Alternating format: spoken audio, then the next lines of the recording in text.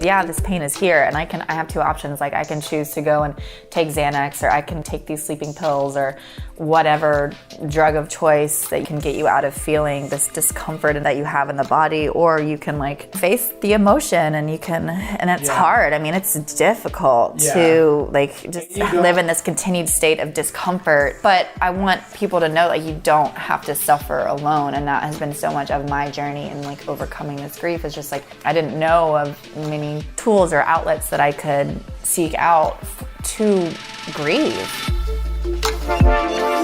Hey everybody, welcome to episode 99 of the Andrew Deitch podcast. It is a beautiful day here in Georgia. Beautiful Monday, just got out of yoga class. The weather is starting to turn around a little bit, get a little bit cooler. Last week, as you know, I was in Florida. Next weekend, I'm heading to New York City. So if you know anyone in New York City that I need to record with, feel free to slide in my DMs and make that connection for me. Also, I didn't upload an episode on here last week. I'm really sorry. So let's just jump into it. So my guest today is my friend Victoria Madison. And Victoria has an amazing story that you're about to hear, but she is currently pursuing her master's degree in integrative nutrition and health coaching. And she helps other people overcome fears and limiting beliefs to awaken their passions and rise from pain into purpose. And she's the co-author of the book, 20 Beautiful Women, 20 Stories That Will Heal Your Soul, Ignite Your Passion, and Inspire Your Divine Purpose, and the ebook, 3 Daily Habits to Holistic Health and Heart Healing. That's a lot of H's. During this episode, we got pretty emotional, not gonna lie. She shared her story of losing her younger brother to addiction, living in Hawaii, the importance of serving, and so much more. And obviously, I really want to thank Victoria for being so vulnerable on this episode. I think it was really kind of like the catalyst that really set her off on this journey of physical and spiritual healing. And she has an amazing story, and we laughed, we cried, and it was great. But I also have to apologize to Tori for delaying this episode for so freaking long. We recorded this all the way back in June, and it is now like it's October. So it was a long time ago, but just know that some things may have changed since then. So if that is the case, then please forgive me.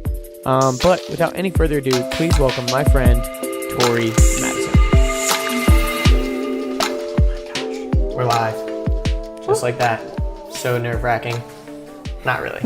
You'll forget about the microphones in like 2 seconds. Okay, and I can still drink water? Yes, you can drink water. You can drink. You can eat like really loudly. You can eat that popcorn right there. Have you seen that thing on Instagram? Is that woman that eats pickles really loud? Yes. Of course. It's so weird. Yeah. It's gross. It's kind of. But I started watching like more of her videos. I think I've only seen like one of her. I haven't like gone down the rabbit hole of the pickle eating videos. Okay. So we won't be doing that on this podcast. But unless you're into that. I'm gonna have some bananas, but I don't think those are as enjoyable. No. Pickle or loud. I don't think so. Have you heard of the banana Sprite challenge? No. Apparently, like, bananas react with Sprite in your stomach, like, really badly. So if you, like, eat a banana and then chug Sprite, it just makes you vomit uncontrollably. And people, like, trick their friends into doing it. Are all the kids doing it? I don't know if it's all the rage now, but I've been watching a lot of dumb videos recently, and that, like, came up. I'm like, funny. Yeah, that's like a great thing to do at the beach this summer. Yeah. Hey, kids. About it. Yeah. You've heard of the Tide Pod Challenge. From the makers of the Tide Pod Challenge comes the Sprite and Banana Challenge. All right. We started off on a goofy note. I'm down with that, though. All right. So I'm sitting here with... You recently changed your Instagram name. I feel like this is big news. Before it was Tori Madison Wellness. Tori Madison Wellness. And now, what is it? It's Voice of Victoria. Wow. Voice of Victoria. So right now you're listening to the voice of Victoria. Yes, this is my voice, everyone. The first world debut. Oh God. Of the voice of Victoria. All right, very cool. Well, voice of Victoria. Victoria, what would you like me to call you? Tori? You can call me Tori. Okay, yeah, cool. That's cool. So I was like, oh, she changed her name to Victoria on Instagram. So like, what does this mean? It's like name change on me. I don't know. Yeah. All right, so Tori. So I've already introed you in the intro, so everyone listening to this already kind of knows everything a little bit, but I always think it's better for you to kind of explain who you are in your own words. So tell us Okay, sure. who you are and what you do right now, and then we'll kind of dive into the backstory and the history. Yeah, so my name is Victoria Madison, and I'm going through a lot of transition right now. I feel like that's just kind of how it is as an entrepreneur. You come up with some ideas, you try it out, it may not work, you're constantly changing, and me especially, I feel like that's kind of just been my story for the past couple of years, is just reinventing myself. And so I'm currently in school. I'm studying health and wellness coaching and integrative nutrition at the Maryland University of Integrative Health. And it is a very phenomenal program. I love it. My school is great. They have this extreme healing presence. Say, when you go there, that's just how you feel. After I talk to my professors, after I leave my classes, I just feel that it is a very calming environment. And so I aspire to be a health and wellness coach. And so I really want to work with people on helping them get unstuck and creating lasting behavior change. I feel like it's really important, even in like the decision-making process, because as millennials, I mean, we're just crowded with so much noise all the time, and we're just distracted by so many different things, and we're working one job and then go to another job and all these things, and it's just like, who am I at the end of the day, you know? And so like, how do we like listen to that still small voice within us? Like, how do we uncover what it is that we truly want for our lives? I know that that's something that I've struggled with, and so I'm really going back to school just so that I could gain the knowledge and expertise and just help people uncover their passions. And a lot of it has to do with healing the heart too, from loss, because that's been a huge part of my story. And I want to help people awaken the heart to what they're truly passionate about after loss. And so that's what I'm doing. And I'm also studying nutrition because that's just a major component of helping us make the decisions that we need to make to become who we want to become. Yeah, definitely. So yeah, it's powerful. It's important. Like combining the two, like what we eat affects our brain. Yes. Affects the physiology of our bodies, affects our mood, affects our relationships. It just affects everything. Yeah. Our stress levels. So I think I need to adjust my nutrition. Yesterday, no. What about some pickles and some banana? I need to eat some seedy nut. I need to eat some seedy nut bars. Seedy nut bars. I have that recipe on my counter right now. It's actually really good. It's Sounds got like 12 really different good. seeds and nuts in it with some almond butter, and it's delicious. So yeah, I'm going through some changes as well, and I definitely need to regain control of my nutrition, because for a while I was like meal prepping and doing all the right stuff, and then life just got so busy, and I just kind of put that to the wayside, and fitness kind of went to the wayside. So I'm going back, and I'm trying to get back into my good nutritional habits and stuff. So what does good nutritional habits mean to you?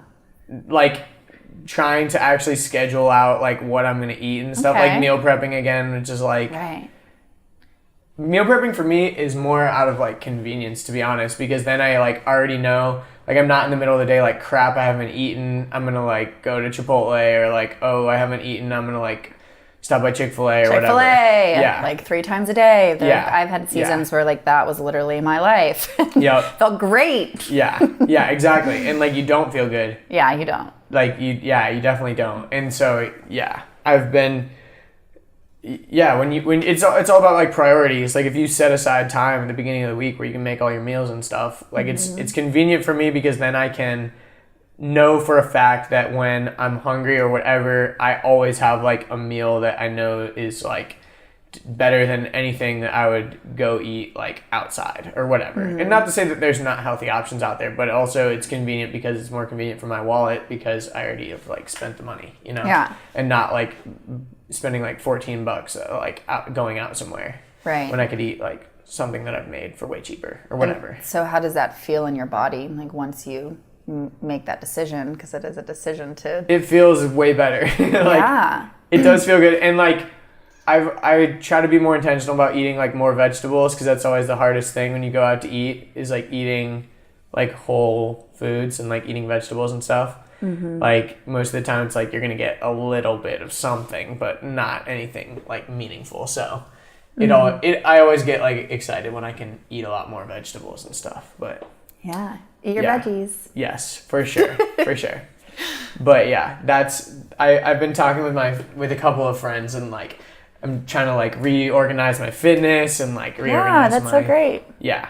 But anyways, and you need to do it for you, right? Because Exactly. It's ultimately, at the end of the day, you have a lot going on, and so just to be able to take care of yourself in those ways is really gonna like empower you and allow you to like have so much more of that confidence, what you already display. So yeah, it is super important. It's super, super important because I think, like you said, a lot of people they're paying attention to maybe like the mental side of things, but not their physical side of things, or they're paying attention to the physical side of things and not like, it's all about balance. It's all about balance for sure. And connectedness, interconnectedness, and even back to the heart, right? So for me,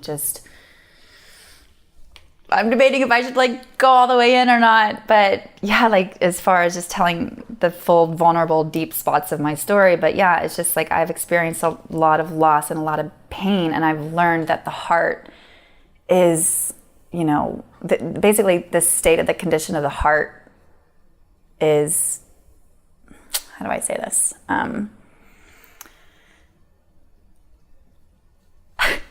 The heart meaning like what you're feeling like deep down inside, like your true like emotions. Yeah, like for like, so experiencing grief and loss and all that, the state of my heart like determined the decisions that I was going to make the rest of the day. So if I was like depressed and sad and grieving, of course I'm not going to like make that meal that I want to make, or meal prep, or I'm not going to like do well in my job. I'm not going to connect with friendships. I would rather like isolate and like protect myself, and so it's that interconnectedness of like the heart connects to the mind and our bodies and soul, everything. I feel you.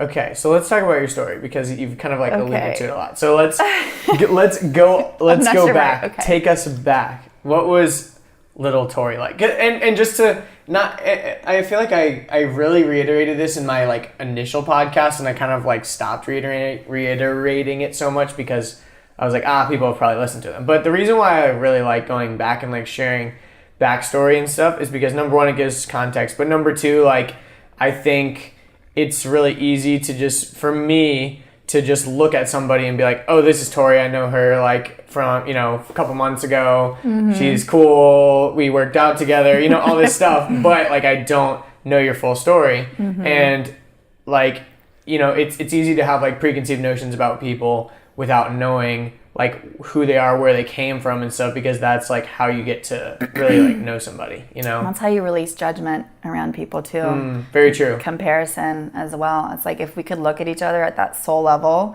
Exactly. I mean, it just totally changes everything. It changes our perceptions, and it allows us to know that we are all on an equal playing field. Yes, exactly.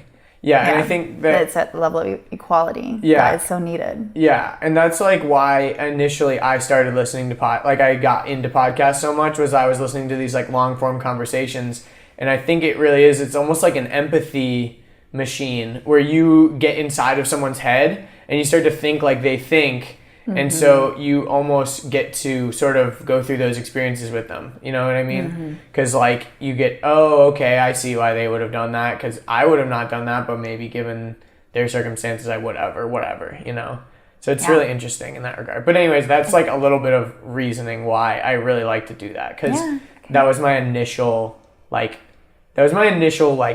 motivation for doing the podcast, because I knew I had a lot of people around me that had really cool stories, and I wanted to like be able to share those. So anyways, and I love that you're doing that. It's great. Definitely. It just really brings the community together, growing a community, creating unity among people. Definitely. Brotherhood, sisterhood. Hell yeah. Hell yeah. Yeah. Well, okay, so let's go back. Tori, where were you born? I mean, I was born in Nashville, Tennessee. Nashville. And we had a house on the hill by a waterfall. Whoa. And tons of land. I remember growing up, and when it would snow there, just sledding down the hills with, I had a puppy. It was young, and it was a golden retriever puppy, and the puppy would come and sled with us. And we had a creek. I mean, it was just like childhood dream, basically. That's awesome. And so I only lived there till I was 8, though. And then moved to Atlanta. And I grew up in Ackworth. Very nice. Mm-hmm. So, like, not for people that are listening that don't live in Georgia, so, like, Ackworth is, like, suburb, but also kind of not super, like, it's kind of not rural, it's but... grown so much. Yeah, it's grown a lot, but, like, yeah. Because it's the northern suburbs. It's about 45 minutes north of Atlanta. Yeah, but probably when you moved there wasn't really all that much there. Yeah, it was pretty small. Like nothing there, yeah. Yeah. Super small. Okay, cool. So you were 8 years old when you moved to Ackworth. Very cool. And did you, like, stay there until you were in high school and all that stuff? Yeah, went to middle school, high school there. Everything. Very cool. So, do you have siblings? Yes. I had a younger brother. He passed away 5 years ago. Gotcha. And so I am, in a way, like an only child now. Yeah. And this is one of the things that I was talking about, like having to keep reinventing myself, because that was always like the first thing that I would talk about when I would introduce myself to somebody. It's like, yeah, like, this is my brother. He's awesome. Have you met him yet? Or like, do you know him? And like most of the time they would, and they would have this hilarious story to like tell me about him, whatever he was up to. So, I mean, it's just... How much younger was he? 17 months. Oh, wow. Yeah. So y'all were, like, super close. Yeah, we were. Yeah, we got in our fair share of arguments growing up. I gave him a few concussions, to be honest. Wow. but we had a lot of fun growing up. I mean, we would make forts in the woods in the backyard. We also had a creek on our house in Georgia. So I just spent a lot of time outdoors. I really love nature. Good. Mm-hmm. Kids aren't getting enough of that these days. I feel like, you know what I mean? I know, they're doing the banana Sprite kids challenge. These days eating Tide Pods, sitting inside playing Nintendos. Banana Sprite challenge. Banana Sprite challenging it up with their buddies. Yeah. Hey, at least that's real world entertainment instead of virtual. Not that there's anything wrong with virtual entertainment. I feel like video games get a bad rap, but you know what I mean? Everything in moderation, including moderation. But, okay, cool. So you guys grew up together, house in Ackworth, creek, played outside, all that good stuff. Yeah. Why did you, like you said, you were always like asking people if they knew your brother or like whatever? Was he just like the coolest guy ever? Oh my God, he was so cool. He was way cool. Anyone listening to this that knew him would be like, oh yeah, they would totally say the same. I mean, he just was super fun, really loud. He had the loudest voice in the room. So when he would come into the room, he would, yeah, I'm sure you can. Yes, you can. That is you. And so, he just had a lot of just energy, and he was super humble, and he just brought the community with him wherever he was. I mean, growing up, it's just, he would have 8 or 10 friends just from the neighborhood, always in the basement, always hanging out, running the streets of BHL, Burnt Hickory Lakes. Shout out BHL. What up? What up, BHL fam? Oh my God. Yeah. So do your parents still live up there? My mom does, yeah. Gotcha. Mm-hmm. Yeah. So I went up there last week, actually, and it was really nice. She still lives in the home that I grew up in, and so that's cool. Comforting having that, yeah. Mm-hmm. So BHL is still alive and well. It still is, kicking. Yeah. Very cool. So okay, so when did I'm assuming you went to high school there and everything. You and your brother went to high school together? We did. We went to high school together. Where'd you go? Went to Harrison. Harrison. Yeah. I don't know. Harrison High School. Harrison High School. It's in Kennesaw. Very cool. Not familiar with it, but I'm sure it's amazing. Yeah, it was fine. It was cool. Was high school weird? I feel like high school is a strange time. Looking back on it, it's super weird. But when I was in it, I just thought it was pretty normal. Yeah, middle school was like that for me. Middle school was so weird. Really? Yeah, I didn't like middle school. Why?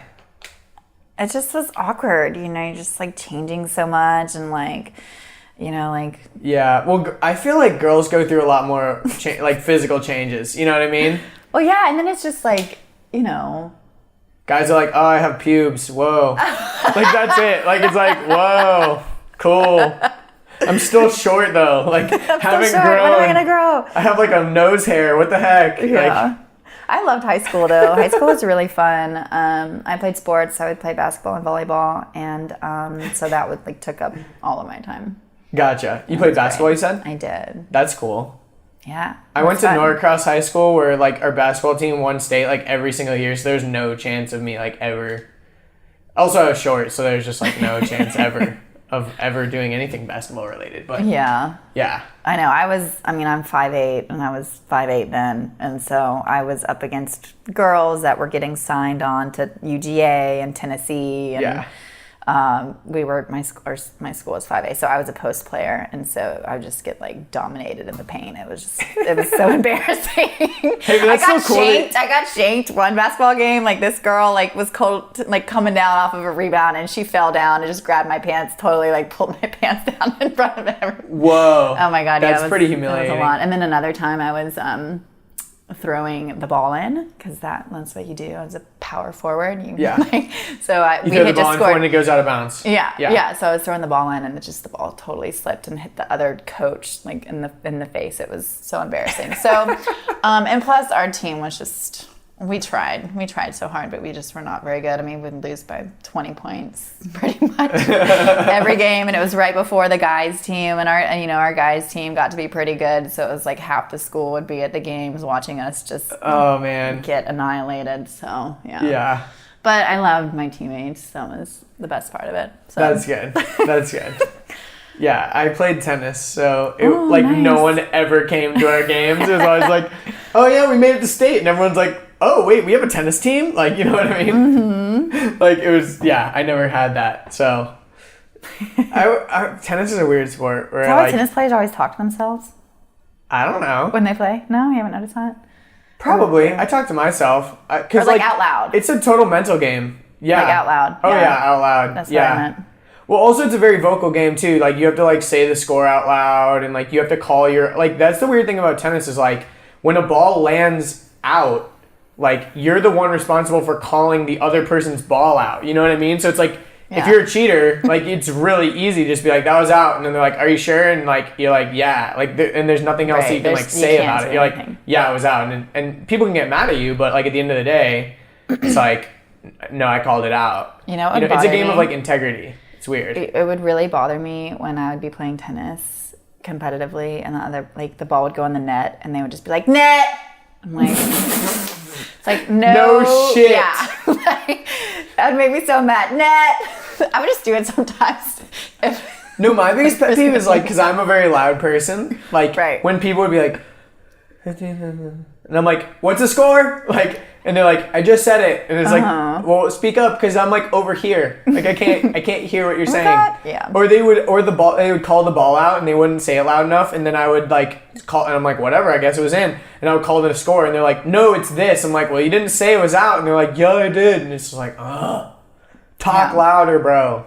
Jeez. But anyways, enough about that. But yeah, tennis is kind of not an embarrassing sport, but it's almost kind of like, oh, it's a girl sport. You know what I mean? No, it's not. Like when Nadal is so sexy. Are you kidding? I agree, but no, but like when I think tennis players are hot.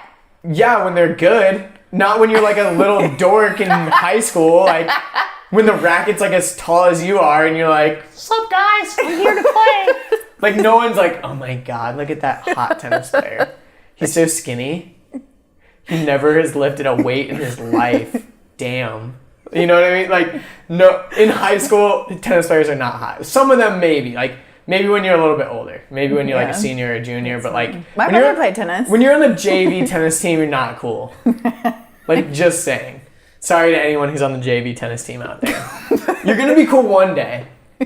But like, you've got to like, you got to get there. I can only say that because that was me. But anyways, okay. So high school. I'd love to play tennis. So tennis is super fun. Let's play tennis sometime. Let's do it. Yes. Okay. I always play with my friend Calvin, and he's like, when we were growing up, He's always fun fact, Calvin does all the music for my podcast. So all the music that you hear, Calvin Krakovic. Shout out to Calvin. But Calvin was really, really good growing up. Like, he was like really high ranked and stuff. In Georgia, for people that are listening, like, Atlanta is I think is like the second or third most like competitive like area in the world, or in the country for like tennis. It's like Florida, California, and Georgia are like super competitive with tennis. I had no idea. It makes sense because it's like warm, you know what I mean? And like, you know, and same thing with swimming. Like swimming, like Gwinnett County swimming is like I think like second most competitive in the like country or whatever. Anyways, all that to say, Calvin's really good, and so he's like my friend that I always play tennis with, and he always beats me. And I was super psyched the other day because I got a set off of him. Yes. So I was like, yes. But anyways, tennis. So your brother played tennis, you said. Did he play in high school? He played his senior year in high school. That's fun. And he loved it. That's super fun. Yeah, actually was running this morning, and there's some tennis courts over by my house, and I just, every time I go past there, I was like, man, I want to play tennis. Because that was something that we would always do together. But it's just a fun sport in general. I mean, growing up, there were some tennis courts in my neighborhood, and it's kind of like just a fun family thing that we would do in the summertime. So I like how it's a life leisure sport, and as you get older, you can play. And yeah. Well, the weird thing is, we keep talking about tennis, but tennis, like, it's weird because it's so mental, but no one like talks about the mental part of it as much as you should. Like, my coaches growing up, like, they never taught me like the mental side of things. There's always, because it's like, once you know how to hit the ball and stuff, like, there's only so much better you can get physically. Like, so much of it is a mental game, and like, I'm not super competitive when it comes to sports. I don't know why. Like, I guess I don't know. Like, I can get competitive, but I wasn't ever like that guy that would just get like super into it. Like, it was always just like, okay, this is kind of fun. But so when I was in matches that were like really important, it was like hard for me to really get in the zone, and like, I don't know. And I would always like what's the word? I would always choke like at the last minute, you know what I mean? Like, I would get in my head so much. Right. And I would think about it so hard. And that's the whole thing with like the connectedness, the mind-body connectedness. And I was thinking about it just with the NBA playoffs and stuff that would just happen. But it's the mental piece is so important, and that visualization piece. I mean, that's something on my volleyball team when I was in high school, and like, we won the state championship my senior year in high school. But like, one of the things that we did is we would visualize ourselves winning and what that looked like, the last play, everything. And so it's like, and you know, like, you practice so much on the form aspect over and over and over again. So it's like becomes muscle memory, but it's like breaking down that mentality of like just doing what the body already knows how to do so naturally. Exactly. It's crazy. People talk about that a lot with fighting. Because like with fighting, like, you aren't even really thinking. It's more like, you're not thinking about the form. Like, you're not thinking like, oh, I did the wrong thing there with my arm or whatever. You know what I mean? Like, you're thinking more, you're trying to anticipate what the other person is going to do. And it's like a mental game more than anything. You know what I mean? Like, you're trying to break down the other person more than they can break you down and all that stuff. But anyways, yeah, I was thinking about that the other day when I was playing with my friend Calvin. I was like, dang. Like, because there was no stakes or anything for the game, so it was hard for me to like get into it. You know what I mean? So that's why, like, a lot of like golfers and stuff that play for fun, they'll play for like $5 or something, just so that there's like a little bit of something of stakes. And that's what's hard for me to get into stuff. Like, when I'm, you know, working out or something, it's like there's no stakes. Like, okay, if I do one less rep, like, what does it matter? But if I'm in like a group setting or something like that, it's like, oh, I'm like not doing it and everyone else is doing it, or, you know, or if there's like a competition and I'm letting down my team, then you like want to do it. Whereas if it's just like myself, I'm like, doesn't really matter that much. Yeah, and it's like, if I don't know how to describe this, but if like everybody knew that the world was going to end in like a week from now, how many people would actually be going to the gym and working out and stuff? That's and a like, good point. and would there even be that? I don't even know what that doesn't. No, mean. I know what you mean. I know what you mean. Delete that from the podcast. And gone, no, I know what you mean. It's like because all that stuff is you're trying to create like a better life for yourself like later. You're like doing the like shitty things now so that later on you can be like proud of like what you've done. You know what I mean? It's like, okay, eating like at McDonald's one time isn't going to ruin your diet, but eating at McDonald's every day is going to compound. Like you're going to get fat and like you're going to feel shitty and like, you know, you're going to, it's going to be like a downward spiral. But it's like, okay, if you skip the gym for one day, it's not going to kill you. If you do one less rep, it's not going to kill you. But if you do one less rep all the time, then that compounds. You know what I mean? And so... No, it's totally true. Because if you knew you're gonna die in the next 10 hours, you wouldn't be like, all right, time to go to the gym. Unless you really, really, really love the gym and like that's what you want to do right before you die, or you want to go out like freaking lifting heavy weight. Cool. But like for most people, you're right. Like they're not about to go. They're gonna go do something more quote unquote like meaningful or whatever for them. I don't know, but you're totally right. It's all like a weird mental, but also. Like, I don't know. Yeah, it is true though. But so to go back to your story, so you're playing basketball in high school, and then after high school, what transpired?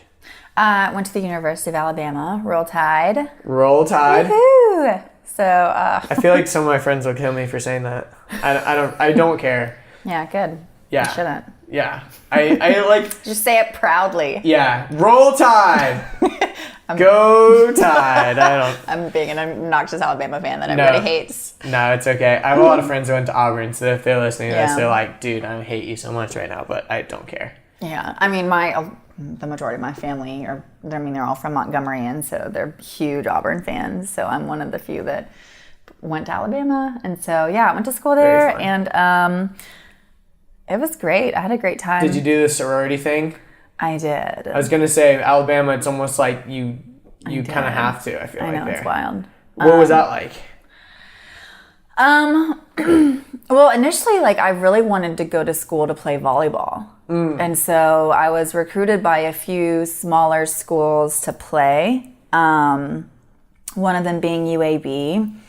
And so I went up to UAB to check it out, but then I spoke with the coaches and everything, but I just really wasn't, like, super on board with the program. And I think I just had hit a level of burnout from making so many sacrifices just year after year after year just for this sport, because I played competitively and traveled all over the country for it and stuff. And so I kind of just wanted to have that like really just fun college experience. Yeah. And I'm really grateful that I did have that opportunity. But it's funny because in order to motivate me to get to work out on days that I didn't want to, my dad would just be like, well, fine, you can just go to school and you can be one of those sorority girls.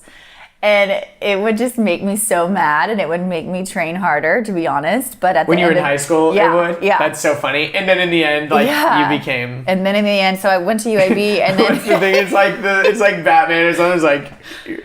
You become what you hate, or something like Bane or some shit. I don't know.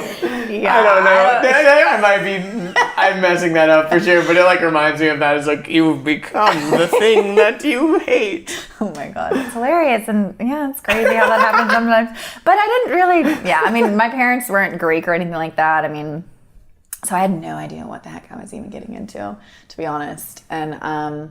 Yeah, so... But you're a freshman and you're like, everyone else is doing it and like, I want friends. Yeah. So it was hot as hell. Oh, yeah. On the recruitment week. Walking all up and down the road. Rush week. Yeah, I felt like it was basically Barbie boot camp. Where we had to wear these sundresses and just have a lot of like superficial conversations with people. And then if you got chosen to be in the sorority, you were just like... really like lucky. I don't even know how the heck I even got chosen to be in a sorority. The one like from the outside looking in, like it's just it's wild. So, but like, I don't know. I never been to Alabama, but I feel like you said, it's like how did I even get chosen? I don't know. I feel like a lot of times they put like bids out on people that they might have not been there like. I'm not saying this about you, but I'm saying like might not be their first choice, but they do want a pledge class, and like there's probably certain sororities that like everyone wants to be in. So if they get a bid from that, they're probably counting on like a lot of people not accepting the bid. I don't know, but whatevs. Yeah, and in sororities, the pledge classes are like massive, so there's no chance that like everybody knows and likes you anyways. You know what I mean? Mm-hmm. I don't know. Yeah, I mean, it's impossible. How big was your pledge class? I think mine was 80 or 90 girls. Wow. So like, did you even know everybody in your pledge class? No. Yeah, exactly. It's like weird. I didn't. Yeah. Okay, but anyways, for people that don't know anything about that world, like, and I barely do, like, I know enough to like have a conversation about it, but like, But anyways, so you got into sorority. Do you want to say what it was? I mean, I don't care either way. But I was an 80 Pi, Alpha Delta Pi. Oh, snap. Very cool. Yeah. But I was like such a rebel. Like, I just thing? was very an opinionated person and like didn't really like all the functions that they had and yeah, I feel you. just I don't know. It was great for what it was. I feel like I formed some really good friendships and relationships out of it and had a really fun time at Alabama.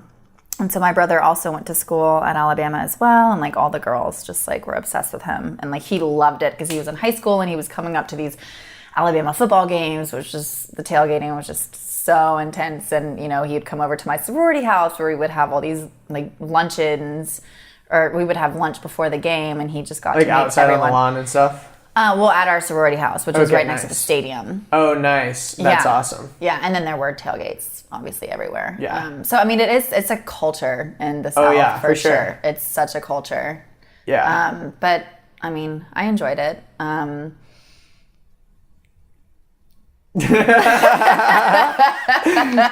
That's so funny. Yeah, I feel like there's certain people where, like you said, it's kind of like the sorority thing. Like you enjoyed it, but like you know whatever, blah blah blah. There's like ups and downs about the whole thing. Yeah, exactly. Right. And that was what. Yeah, the whole like it doesn't define you. I feel like that's like the important thing. 'Cause there's a lot of girls that I know that like I was like, you were in a sorority? What?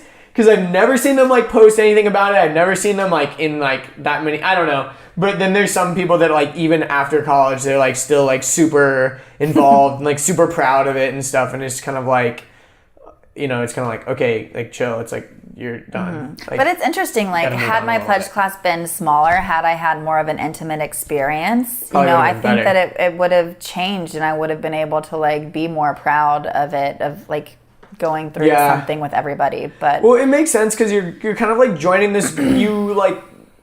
You're almost like joining a group where you have an automatic social life. You know what I mean? It's like you join this thing and then all of a sudden you automatically have all these like obligations and things to do. Whereas like if you didn't join that, you'd have to be like actively seeking out things to do. You know what I mean? Like, oh, what am I going to do this weekend? I don't know. I'm just going to sit in my dorm and like be bored. Or like, you know, obviously you've got football games and stuff, but when there's like an away game, like what do we do? I don't know. Let's go drink. You know, so I was just always in the know for sure of all like the parties. Yeah, exactly. Exactly. And you get, you know, you're getting invited to all this stuff because you're in a certain sorority and all that. Yeah. Which is super weird. It is weird. It is weird. And so there was some level of that I just like really didn't like, was the stigma behind it of, oh, you're like, sorority girl. You're an 80 Pi? Wow. Or just like people that weren't in one, right? It's that level of like judgment, I think, that comes into play again, which is something that I'm against. And I know for sure that my brother was against. Like he like left Alabama because it was just like too fratty and stuff. And he just loved UGA. That's where he ended up going to school. And he was just like, it's way better. He did say that the girls were prettier in Alabama, but anyways. I've never been to Alabama, so I can't comment, but the girls are pretty at UGA too, so but yeah, I feel like at UGA like it's more acceptable to not be involved in Greek life. Yeah, and that's just what we want at the end of the day, is that deep level of acceptance for who we are without having to pretend to be somebody that we're not, or wear certain clothes, or you know, do some sort of certain ritual for fraternity or anything. You know, it's just that deep level of acceptance, and I think you want to be accepted by a group. You want to feel part of a tribe. Yeah, it's like deep, ingrained in us. Like we want to be accepted by a group of people that care about us and stuff. Yeah, I don't know. I think I've shared this on the podcast before, but I like pledged a fraternity so I went to Georgia College in Milledgeville. Oh, okay. And I had some friends that went there. Yeah, it's super fun. I like Milledgeville a lot, but I left after my first year. But in Milledgeville, like at GCSU, boys are not allowed to pledge a fraternity until the second semester. So your first semester there, like fraternities are allowed to kind of like schmooze it up with you, but there's no like formal rushing unless you're like a sophomore and didn't do it your freshman year. So like the big rush for guys is the second semester. So is weird because I was like really on the fence about it. I like wasn't super into the idea, but like all my friends were kind of doing it. So I was just like, I guess I'll do it. And then I ended up getting dropped from my pledge class. And that was, I think, like the biggest catalyst. No, like it wasn't a bad thing at all. Like the night that it happened, it was like a giant weight off my chest. Was it? Because, wow. Okay, good. Yeah, it was amazing because the whole time I was thinking like, well, at the end of the day, I like can do this pledgeship thing. And then once it comes time to like join it, like I can kind of like decide not to or do it if I want. But at the end of the day, like that's what the whole pledgeship thing is like getting you ready to like join this thing. And I didn't even really realize at the time that there was like dues and stuff that you had to pay like before you even joined. Like I didn't, you know what I mean? So I'd already paid money and all this stuff. So I was like, well, shit, I guess I'm in. And then also it was kind of like, well, I guess I'm like going to stay at GCSU for all 4 years too. Cause like, I don't want to leave and like ditch my brothers or whatever. And like the craziest thing, so like the night that it happened, like one of the like older brothers like came to my dorm and like told me, and like right after he left, I'm like, sick. Like I was like, cool. I guess it means like I shouldn't have been in the first place. Yeah. And it was like a giant like mental clarity thing, and it was like I honestly like I don't know where I would be if I would have stayed there because I ended up dropping out of college after that, pursuing like a whole different path. I probably wouldn't be doing this podcast if it wasn't for that. So like I'm like super grateful that that happened. But it was very interesting. I think I've shared that story on the podcast before. I can't remember which episode, but just go listen to every single one and you'll be able to hear the whole story. But anyways, that was my kind of experience with it, which is really like unique and weird because I was kind of in it and then I got out of it. You know what I mean? Mm-hmm. So, but anyways, so after college, what happened? Or like, so you were in AD Pi, like, was college good? Was it bad? Like, you wanted to leave? You didn't? I had so much fun in college. No, I mean, I still reminisce about my days in college. Are you kidding? That was a blast. But, I feel you. Were your parents, like, super psyched for you to go there? Or, like, yeah. Yeah. They would love to come. Love to come into the football games and everything. So, like, initially I wanted to study sports marketing. So while I was at Alabama, I worked as an undergraduate assistant for the football department. So I worked for Kirby Smart and Nick Saban. I mean, that was fun. It was an awesome experience. It's a dynasty right there. Yeah. So, I mean, it was really cool being kind of just in the know of everything that was happening because at that school, it's all about football. But anyway, so after that, I ended up working for a person that I met through that experience. And so, yeah, I worked just at a tech startup company. And then, and that was a lot of fun. That was after you graduated? Yeah, that was after I graduated. Internship? Okay, cool. Yeah. Mm-hmm. That was after So I graduated. what was your major? I studied marketing and international business and professional sales. Very cool. cool. I studied Spanish too. That's fun. Sí. I'm so embarrassed of the fact that I took Spanish for like 5 years and I cannot carry a conversation. And I lived in Spain for 3 months and I cannot carry a conversation in Spanish. Like I freaking lived in Spain for 3 months. Like when I was there, I could kind of communicate and get around, but like I've lost it. It's bad. It's I know. bad. I mean, if you're not around it, then you just don't pick it up as easy. You lose it. You're like, wait, what did I just say? Like and a lot of the way that they teach it in like high school and stuff, I feel like it's not very like effective. I don't know. Mm-hmm. Like and not to like shit on the system, but it's like learning like all the learning vocab doesn't really do that for you. Yeah, it's like I know all the words, like I know how to say like gato, cat. Like I know how to say all the freaking like nouns, but like actually approaching someone and saying something to them, I'm like, am I using the right like tense? Yeah, it's all about like the verb conjugation. Soy, fue, like I'm like, I don't even know what I'm saying right now. Hablas inglés? Yeah, exactly. That is literally the easiest thing is just to walk up to people and be like, Hola, do you speak English? Like, and I go like, yeah. Like, that's the easiest thing. It's like literally my use that when you were in Spain? Yeah. I'm embarrassed, but yeah. And also in Spain, they speak weird. Like, they speak like traditional Spanish. So it's like, gracias. Yeah. Gracias. Yeah. And when I went to Mexico, I kept saying gracias. And people are like, this white boy's stupid. But anyways, so you studied Spanish, international business, marketing. Damn, you got a lot covered. I did. Very cool. And then you went and worked at this tech startup. How was that?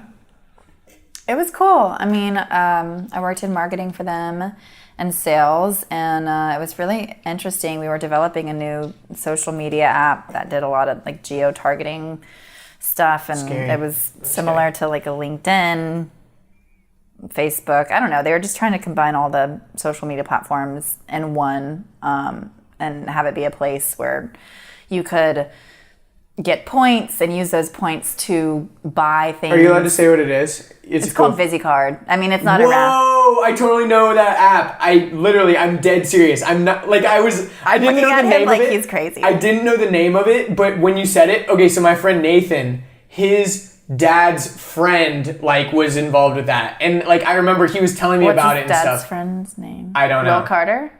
Yeah, Hartley Carter. I know Hartley! her. Yeah, I know her. I know her dad. I know Will Hartley? really well. If you're listening to this, Nathan or Hartley, what's up? Hey, it's Tori. How's it going? Yo, how weird is that? That's weird. Super weird. So it was Will Carter that hired me to come on board, and because he knew Kirby Smart, and I was working in the football offices, and so that's how that whole thing happened. So funny. Yeah. No, like legitimately, I think I had the VisiCard app on my phone. Oh my god, yeah. That's amazing. Back in like 2013. Yeah. I like never really like used it. I just like downloaded it because Nathan was like telling me about it. He's like, yo, this app is like cool. They're developing it. It's gonna be like this new thing. They're trying to like combine all this stuff. But anyways, so I like downloaded it. And, so it was really exciting. I mean, it was really exciting working for that company and that's cool. Like selling the idea and the vision of everything that it could be. That like teaches you a lot, you know, when you're like working for like a company that's like up and coming and you're pitching it and like there's hype around it and stuff like that. I know there was a lot of hype around it. We worked with Soulja Boy. We worked with. I got to go to Soulja Boy's 22nd birthday party. That was damn. It was at Wild Bill's. Damn. R.I.P. Wild Bill's. Oh my God. So Wild Bill's does not exist anymore. Well, it's called the Atlanta Coliseum. Oh, that's awful. Yeah. Yeah. But it's still just as ratchet as ever. Yeah. And then I got to work with Kenny Smith from Inside the NBA and Shaq and Charles Barkley and all those guys. What was the connection with sports with VisiCard? Like, what was the reasoning behind, like, yeah. I mean, not that it really matters. I'm just curious because, like you said, it's kind of like they're trying to roll everything into one. So basically, your card was your profile. Okay. And so, I would create a card and then be able to collect cards. So if there was an athlete or something, I could collect their card, and then collecting that card, I could see they would show up in my news feed, all the stuff that they would do, kind of thing. So it was just kind of like a card trading app. Yeah, like virtual cards. Yeah, it's like a cool concept, but it's just like there was just so much competition at the time. Yeah, and stuff like that is it's so weird what catches on and what doesn't too. Mm-hmm. Like it's super super weird. Like think about Snapchat even. Like Snapchat got like so massive. But there wasn't even like the only unique thing about it was that the pictures disappeared. Like there wasn't even a chat function. There wasn't a video function. All it was in the beginning was sending pictures that disappeared in 10 seconds or whatever. And there was literally like you can send pictures on any other social profile, like any other, like you can send them on Instagram, you can send them on Facebook, like whatever. But it was like that one little unique thing that clicked. And who would have thought that would be disappearing? And now big. Like disappearing messages are like a pretty common thing.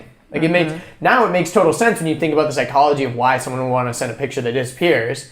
But I mean, and not just for like sending nudes or whatever. Like there's like actual reasons. Like, oh, I look like shit. Like I don't want this picture to go out there. You know what I mean? But like at the time, people were like, why would I want to send a picture that disappears? Right. You know? Right, yeah. But it's weird what catches on and what doesn't. I mean, the first time I downloaded that was my friend and Courtney, and her little brother was in high school, and we heard about the app from him. And so she told me, yeah, we should download it. And it's really fun. And we sat on her couch for just an hour sending stupid, funny pictures at each other. And there wasn't even face filters. Yeah. There wasn't even videos in the beginning. Yeah. There wasn't a chat function. There was like nothing cool about the app. Like all it was just sending pictures to your friends that disappeared.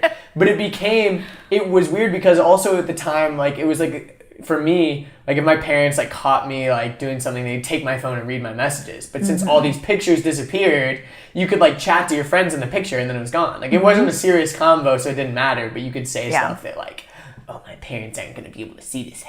But yeah, anyways. But it is and weird. It kept you coming back.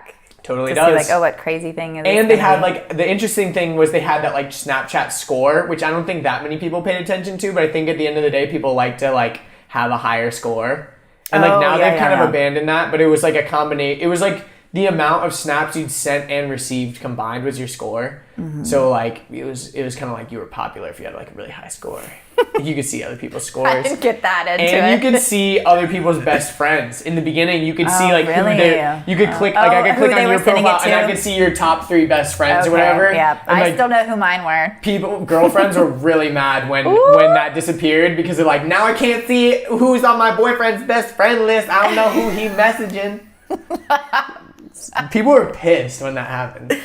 I was pissed too. Anyways, let's not go down that rabbit hole. But VisiCard didn't end up panning out, unfortunately. Who that is? It's hilarious. Isn't that the weirdest thing that I knew? So weird because, No, when you started saying that, I was like, this sounds really familiar. I was like, it's probably a long shot, but and I would have, if you would have given me $1 million to say the name of the app, I could not have come up with it. Okay. But when you said it, I knew it, and then I said Hartley, so like we know it. We know it was legit. That's so wild. Anyways. So I worked for them, and so it was super fun. I was flown out to all these events. I got to go to Miami. I got to go. The last thing that I did with the company was I went to the NBA All-Star game because Kenny Smith was one of our partners that we worked closely with, and so he was having this, All-Star Bash. It was in Houston, which is where he's from, and the Houston Rockets. Well, I mean, just the All-Star game was there, but anyway, so we did this big promotional thing for it, and it was like living the life, to be honest, to be 23, 22 and getting to go to all of these things, big like hang out with celebrities. My friends were like, oh, can I come work for this company? Or, oh, like you must be so like happy there, whatever. And the crazy thing was like while I was in Houston, like that is when my brother passed. Wow. I was at the NBA All-Star event. Like we had planned this massive event. It was just huge for the company. And I remember him calling me that Friday night, and I like just kind of was like, oh, whatever, I'll just call you later because, I had to go get ready. I had to go like look good. I had to get my hair done, do my makeup, all that stuff. And then, it's just the next day he passed.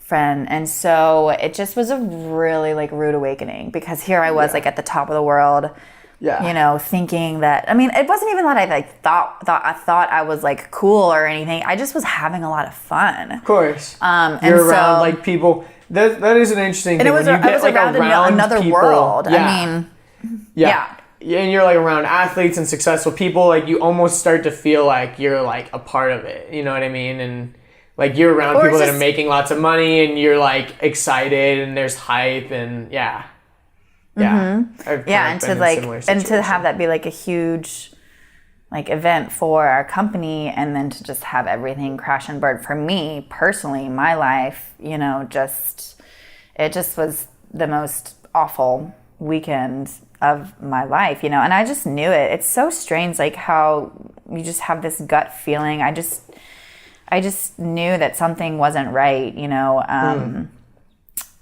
it was the Saturday, because we talked every single day. We would message every day, send stupid memes. He loved the chive? No. The chive, yeah. Is that what it's called? He would like find all this dumb stuff on that. I used to be obsessed with the chive too. And Reddit. And so we just had, it was just fun, like chatting with him all the time. And then I stopped hearing from him, and I'd leave him messages. Oh, like I can't wait till you graduate. You can come work for this company. It's so fun. We're gonna have like the best time ever. And then and then he had his own struggles, right? He was at UGA and he was in and out of rehab, and he was like a functional heroin addict. And I hate saying that about him. And that's one of the things that I want to do with my career moving forward, is just trying to change the stigma behind addiction and recovery. But I mean, he just really got caught up in all of that. And I mean, he just honestly liked how it made him feel, how the drug made him feel, but he functioned on it. And for so long, like, nobody knew that he was using. Nobody knew that he was, I mean, when I heard it was heroin, I was like, are you a fucking rock star? Like, what are you doing? Are you like, what? And it was hidden, but it was hidden because it's that shame. It's that shame piece that people who are in addiction or addicted to something, I mean, it can be anything. Like, you don't want to tell anybody what like your deepest, darkest secret is of your addiction, of like, and like the reasons behind why you do it can be anything, really. It's different for so many people, but it was that shame. And I remember when, I was at school at Alabama, and he was at school there as well, and he did overdose, and he survived while he was at Alabama. But he overdosed at Alabama. And I remember that whole process. And this was like my senior year. So like, yes, I had a lot of fun in college, but yes, I was so young, and I didn't realize that like how much this was affecting me, like my confidence. Like, I was in all these accelerated programs. I was in this professional sales class, and I would go to these corporate events, and these companies would want to like hire me, and would talk to the professor, and the professor would come be like, hey, this company's interested in you. And I would be like, what? Like, why are they interested in me? Like, I just had this low level of confidence because of all of this stuff in the addiction world that was happening in my immediate family. And then it was just devastating. And then I didn't want to tell anybody because I felt shame around it, right? Yeah. Because it's like, oh my God, like, this is like heroin, like, nobody talks about this. And this was before, like, in the past couple of years, it's just gotten awful. So like, everybody knows somebody that is on heroin, has done it in the past, or has overdosed. It's crazy. Yeah. So we need to start talking about it. And so we need to like bring it to light, because it's like what we hold in the darkness, it will eat us alive, and it will destroy us. I think it's because people don't want to talk about it because it's illegal. You know what I mean? Like, people don't want to talk about it because they're like, they almost want to say like, oh, my friend is struggling with heroin. If I say that out loud and speak it into the world, like, that might in some fucked up way like cause him to like get arrested or something. You know what I mean? Like, it might get around. What if he gets arrested? It's better than him dying. Exactly. No, like, I'm with you. Like, I'm 100% with you. And that's what's so crazy too, is like, like, we don't want to like talk our friends out. We don't want our friends to get in trouble. But at the end of the day, like, that's what's happening. Like, people are dying. And I'm so grateful for the friends who did come to me and tell me about my brother's situation. Like, I'm really grateful that like, hey, like, I think your brother has a problem. And I was trying to figure it all out while I was at Alabama, because his mood just would be so different, and he just would get really irritable all the time. He just had like massive anger issues, and it just was this I just couldn't pinpoint it. And so it was really difficult. I mean, I spent 5 years in Alabama, but it was like, so it was like my, so it was the fourth year that I was there, and then my final year, the senior year. And the senior year was the hardest because so many of my close friends had graduated, and I was still there, and like my brother had overdosed, and then he went into rehab. And then how long was his rehab? He went to Talbot here in Atlanta.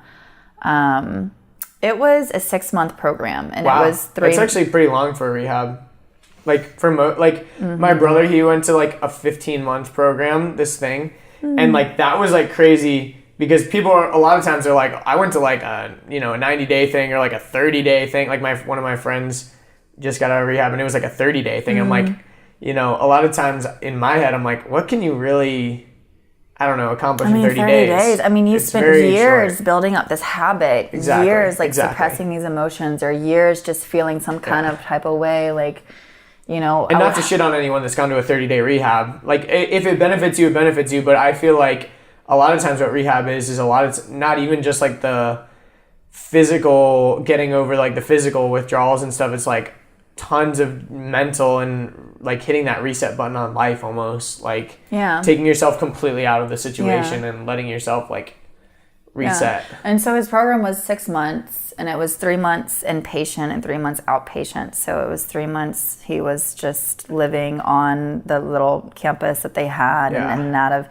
group, and then that last 3 months he was able to like get a halfway job, house and stuff like that. Yeah, makes sense. And I mean, I just remember like the shame that he had around that. I mean, it was his he couldn't celebrate his 21st birthday because he was in rehab, right? And I remember his friend, who I'm so grateful for, like drove up there to like be with him on that day, you know, like, and so that's cool. Yeah, my brother had struggled with actually the same thing. Like he talked about this on the podcast before, actually, the podcast he did with me, the first podcast. Mm-hmm. So if people want to go listen to his story, like you can definitely hear it. I don't want to like speak out of line for him. Right. But yeah, like when it got up to the point, because he was like a sophomore, a junior in high school. And we found out like that, you know, it was basically time. Like my parents knew that they were going to send him to like rehab or like a program. He was under 18. So it's not technically rehab. I don't know. Because like he didn't have a choice in it. Because that's the thing. Like with rehab, like if you're over 18, you have to like willingly go. And like since he was under 18, my parents were able to like kind of force him to go. And like it was crazy because we found out like, and I'm not crying right now because actually like a couple weeks ago I was talking to my friend about it and we cried about it. So like I've kind of like, you've let that. I've let it go a little bit. Crying comes in waves and phases, and it totally so like does. I haven't cried in a while, and so it's just like, you know. But it feels good, and it's such like a releasing aspect that's just so needed because I mean all of that. I mean it's held in my heart. Yeah. And it's held in my body, and I think it's so important to find healthy ways to release that because this pain is here, and I have two options. Like I can choose to go and take Xanax, or I can go and choose to like take these sleeping pills, or like whatever drug of choice that you may have that you enjoy that can get you out of feeling this discomfort and that you have in the body, or you can like, I don't know, you can face the emotion and it's hard. I mean, it's difficult to like just live in this continued state of discomfort but I want people to know like you don't have to suffer alone. And that has been so much of my journey in like overcoming this grief is just like silent suffering, like crying and grief. And I just felt like I didn't know of many tools or outlets that I could seek out to grieve. You know? Yeah, for sure. Yeah, there's also like for our family, like when they took my brother to this place, like they searched his room and like found that he had like just started doing heroin. My younger brother. Your parents did. Yeah, and like I don't remember if on the podcast we like explicitly said that, but that's like what happened. And it was like such a miracle that we caught it like that early. But where I was going with that is like you almost like for my family, like I didn't believe it. Like when they said that, I was like, nah. Like I was just like, he's just like, my brother's the type of person that's like really curious and like always just like gets himself into like, you know, weird stuff. So I was like, he probably like that was like he was like just wanted to like see it or like bought it from someone just to like, you know, I don't know. Like I was making up all these excuses in my head why it wasn't his and like why he wasn't doing it and stuff. And so like once that like settled on me, I was just like, it was really emotional. Yeah, it absolutely is. Because also I lived with some roommates. Like I lived in Kennesaw for it's like a year, and I lived with some people that that had just gotten out of like a halfway house like of rehab. That sounds so bad. Yeah. Trent was like, I can never move back to Kennesaw. No. Yeah, Kennesaw is like a weird area too because you've got KSU and like the new kind of like, you know, you've got like this weird like environment where you like grew up and like you've got kids and families and college students and like lots of just, I don't know, people aren't like that excited to be there, like especially if they're students at KSU or whatever. They're not like stoked to be a student there, and so it's just kind of like depressing and, you know, I don't know. yeah, Kennesaw is like pretty bad when it comes to that. But anyways, so to go back to your story. So you were in Houston when you found that out, and like obviously oh like God. So painful. Yeah. So I mean, obviously you like flew home and stuff, right? And what was that like experience? Thank God one of my best friends was with me actually out on the trip, because I just would recruit friends to be like, hey, I'm going to this like party. I got to go to like the BET Awards, or like and version of that. It wasn't the actual awards. It was like house parties and stuff. And so I would invite my friends to come, and I had invited her to come to this with me. I'm just so grateful for her. Oh my God, because she was just with me from the moment that I found out until like, you know, her mom came pick me up from the airport, and I went home, and it was hard to see my parents. Oh my God, it was so difficult just being in our kitchen. And, you know, that I had another friend that was actually at my house. Like, she was my neighbor I grew up with. I'm very, very thankful for her too. And she was like, just what can I get you? Like, what can I do for you? And my stomach, it's like, God, my stomach just was in so many knots, and just like, it was terrible, because it was just like this shift, massive trauma that had just happened. And so, yeah, I mean, it was a pretty crappy next couple of weeks, you know, just trying to figure everything out, planning the funeral, lots of people coming into town, lots of people dropping off meals and stuff. And then the hardest part was just like seeing old faces, right? Just come by or reach out. That was a beautiful thing too, actually. Totally. Like, just so many people messaged me on Facebook, and will still message me. It's just like, hey, like, your brother impacted me in this way. You know, I'm so thankful. Or they would like share a funny story. And so, that's really cool. And it was just so, it's just so interesting, because death, like, as painful as it is, like, it really just presses this reset button to where we think differently about our lives, about our futures. My perspective completely shifted. And I was so angry in the beginning, right? Because I was having fun and I was like living it up, but I was longing for just deeper love. And I remember there was a point where I like even prayed. I was like, God, like, show me what it means to really love somebody. And then it wasn't a couple weeks later, my brother died.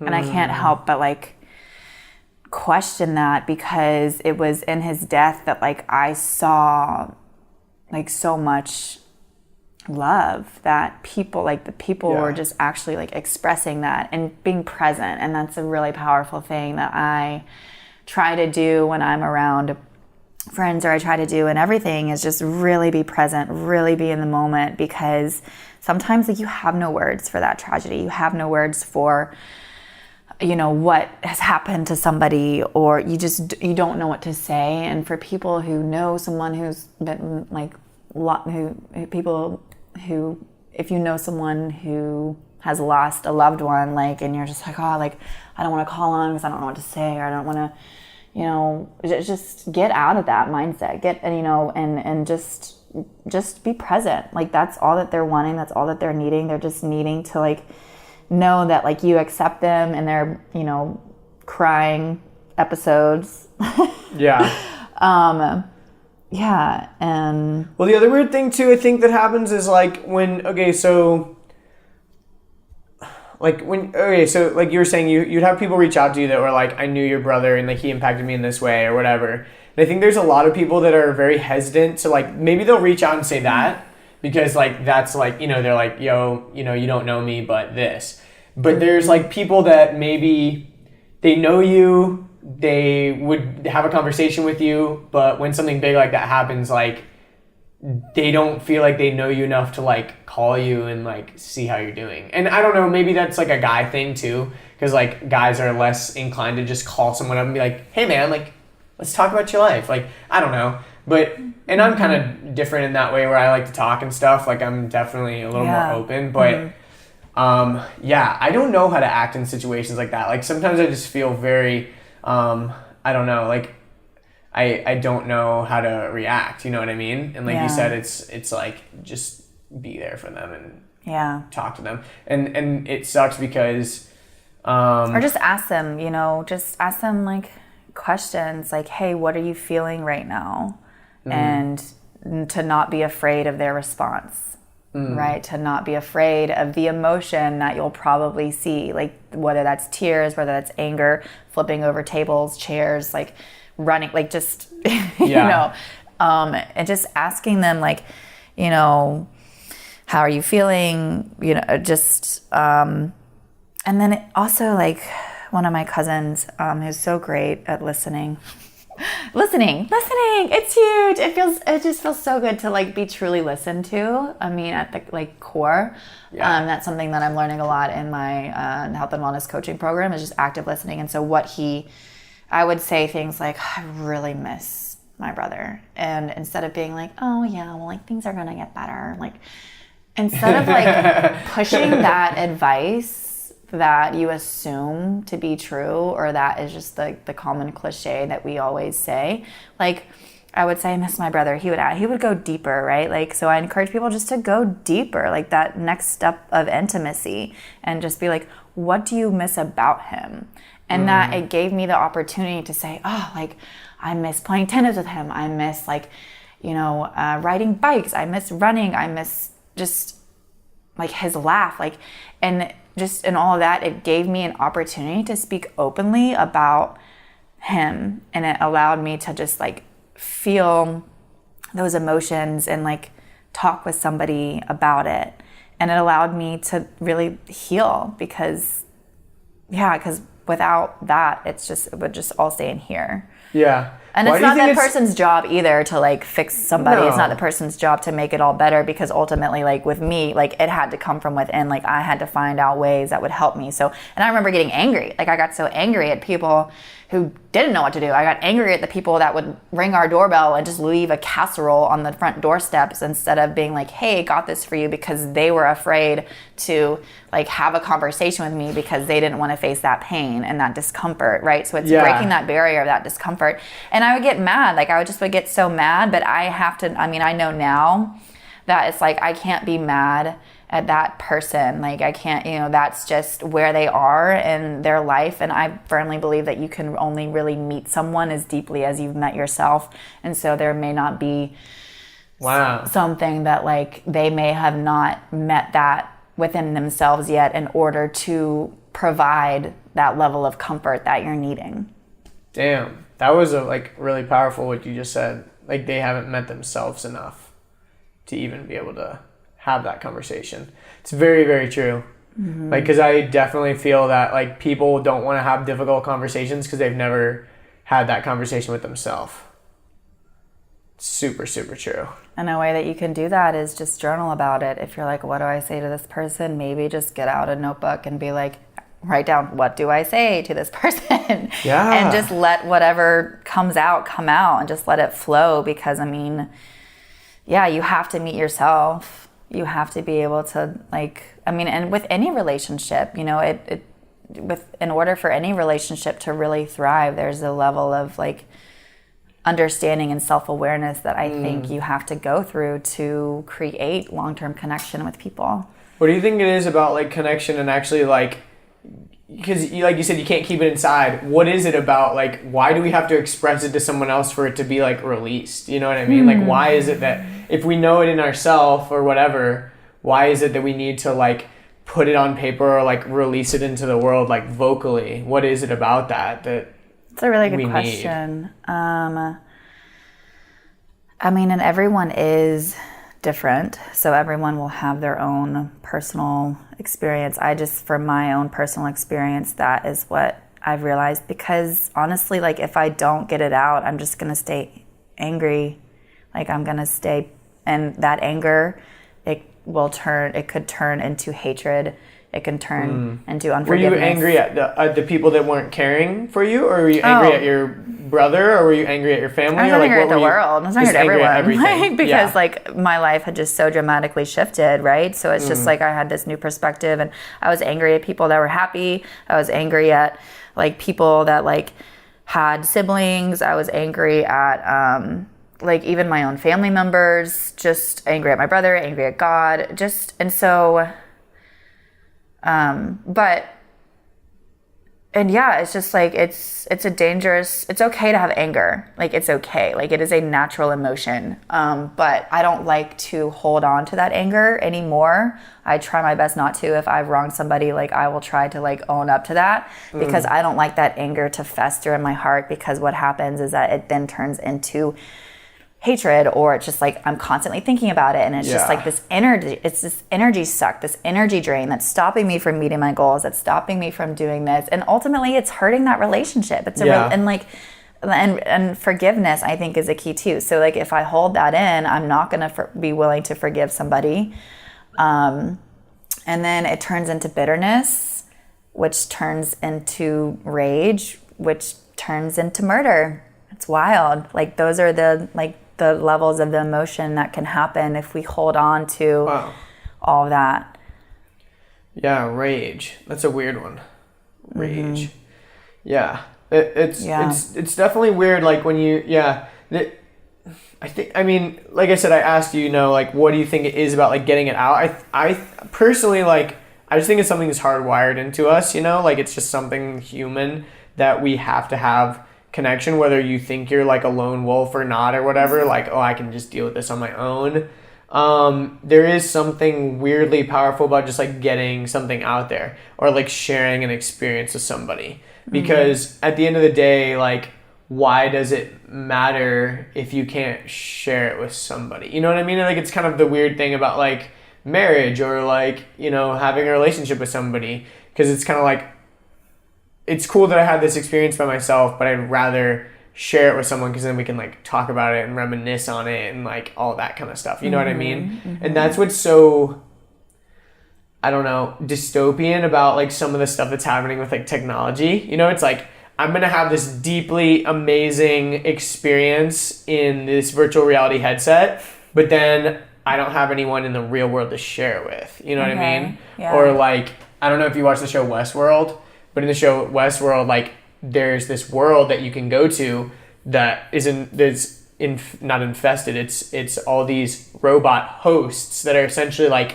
people that you can interact with, and they're so lifelike that they don't feel like robots. And so it's like some of these people get like almost addicted and want to stay in the world, because it's like they like it better than like real life. You know what I mean? Or whatever. And that's not necessarily the whole premise of the show, but it's fascinating. Or even like the movie Avatar, when that movie came out, there's people that were like depressed after leaving the theater and would go and watch the movie a million times, because Pandora seemed like such an amazing place. It was so real, and James Cameron did such a good job of like creating a real world in the movie that people almost felt like a longing of wanting to be there rather than be in their own life, which is super crazy to think about, that someone could conceive of that and like create it in a movie, which is amazing. But anyways, all that to say, I feel like being able to share an experience with someone is almost more important than experiencing it yourself, which is super weird. Yeah. I mean, that's burdens. It's these heavy burdens that we carry around, and like it's hard to do that on your own. So you have to be able to share them, share our burdens with one another. And I mean, and that's how you have like empathy too, like you were even saying like rage leads to murder and all this stuff. Like, obviously right now we're seeing tons of like shootings and stuff, and you think like, how can a person do that? How can someone... I knew how he could do it. Yeah? Because it's like when you experience death, because I've let my mind and my heart go so deeply, right? Like and I feel like people who are in addiction, who there is like this, it's like, I don't know, Glennon Doyle, I think that's her name. She had something really interesting to say about it. I'd like to pull it up. Yeah. But it's just because like it's like when you experience like such a deep, deep, deep level of pain, and like you said, you're angry at the world. Yeah, or you're just, I mean, and if you're not getting like the help that you need, and you're just like keeping that all to yourself, like, then, who knows what can happen. You're just all up here in your head. You're all up here in your mind, and it's destroying you. Mm-hmm. But I think also, like, what's messed up too is like like, let's say when you were like in Houston, like having the time of your life, you know, and maybe not even that's a good example, but like, for example, let's say someone is like mad, like, why isn't this person reaching out to me? I thought they were my friend.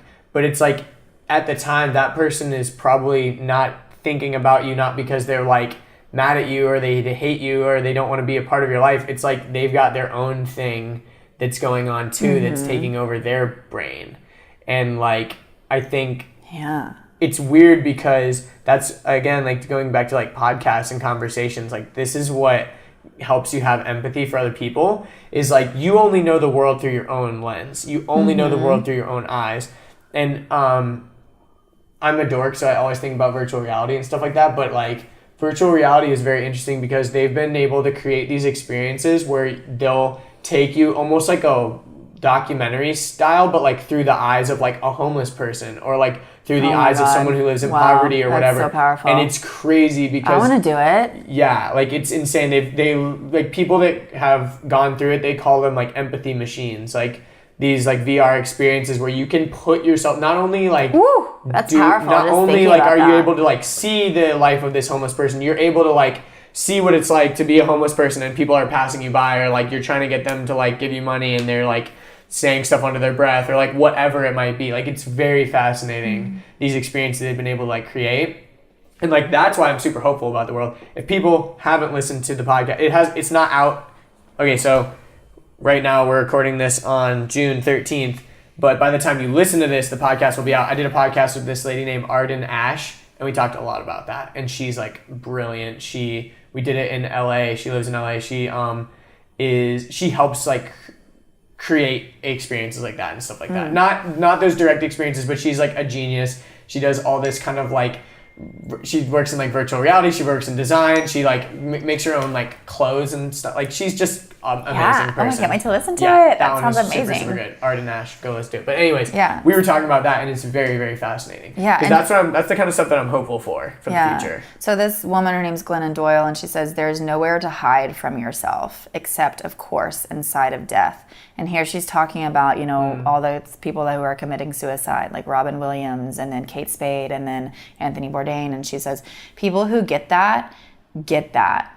And so that is why you'll never hear a fellow addict saying, wide-eyed, how could he do that? And why you only hear non-addicts saying, my God, I can't even imagine. Because addicts can, like we can imagine. And it's because she says that there's this like, that it's like this monster that you have that's like living inside of you. And you know, and it's fear. A lot of it's fear, a lot of it's our own thoughts. And that's why I'm going into behavior change and learning what I'm learning, because it's like, how do we break that cycle? And yes, I've had my meltdown moments. Yes, like I've had my moments of like anger, like, and it said a lot of hurtful things to it. And it's in all of that like frustration just that I've had over the years that I really want to be able to help people break out of these mindsets, because it's our minds that like determine the direction of our future and determine like our decision-making process. And if you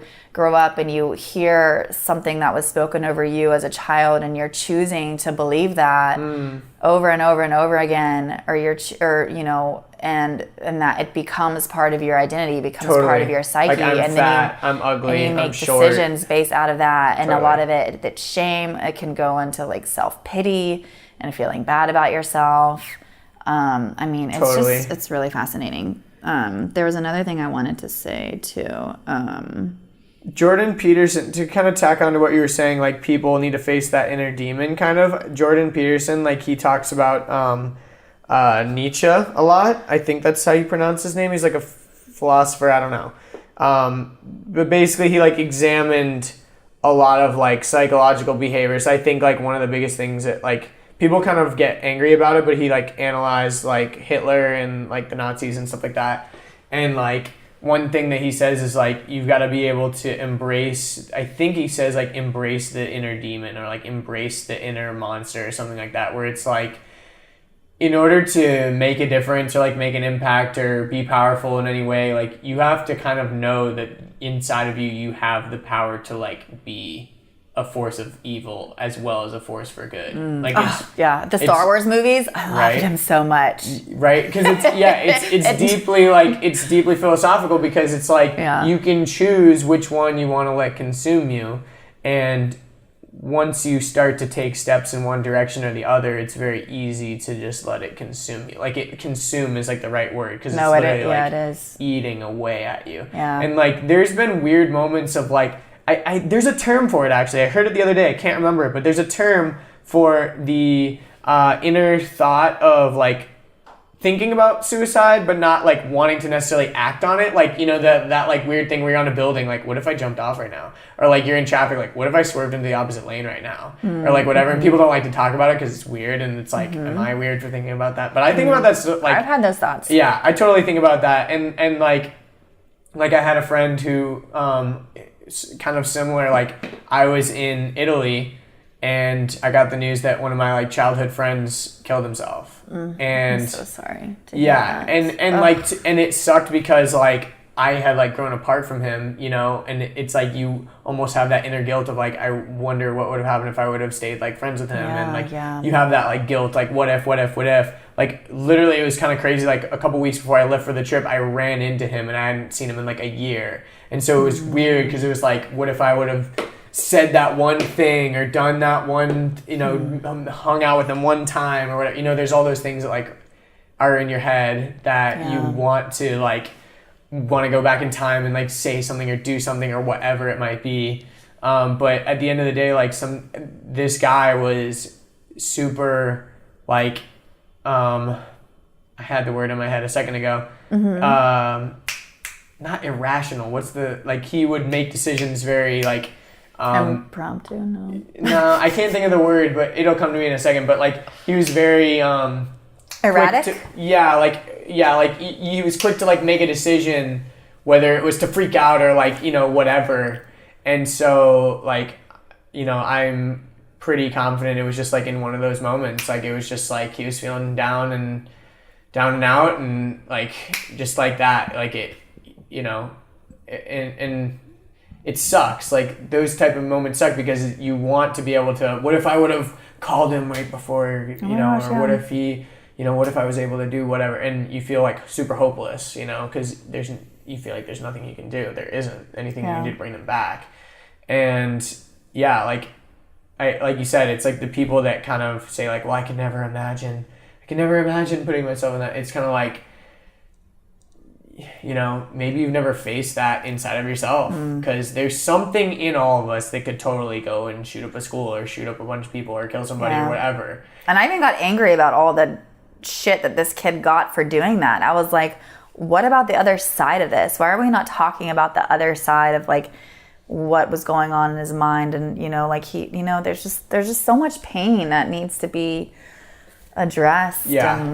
Well, there's a lot of pain. I think a big part of it like is this idea of like self-determinism, sort of, where like people don't know what to do with their life. You know what I mean? It's like they kind of follow a path that maybe their parents set out for them, or like, I don't know what I'm doing, I'm gonna go to college and whatever, and they get out and they don't know what to do with their life, or they're they're, it's big, and it's odd, because you look at cultures where they're like very tribal, and like you have like the hunter-gatherer kind of vibe, and like people have to, you have to go out and provide for your family and like all this stuff. You have like a purpose in your life. I talk about that all the time. I was just on the phone with someone, I was like, I just wish that I lived in a tribe and like this, and I was around my family, extended family, and just, and it was just simple like that. And that was what I was wanting, was just the simplicity, because I feel like now it has just gotten so incredibly complicated. Yeah. And I don't think that it's meant to be that way. No. Yeah. Well, the weird thing about tribes is like, and that's the thing about like communism, like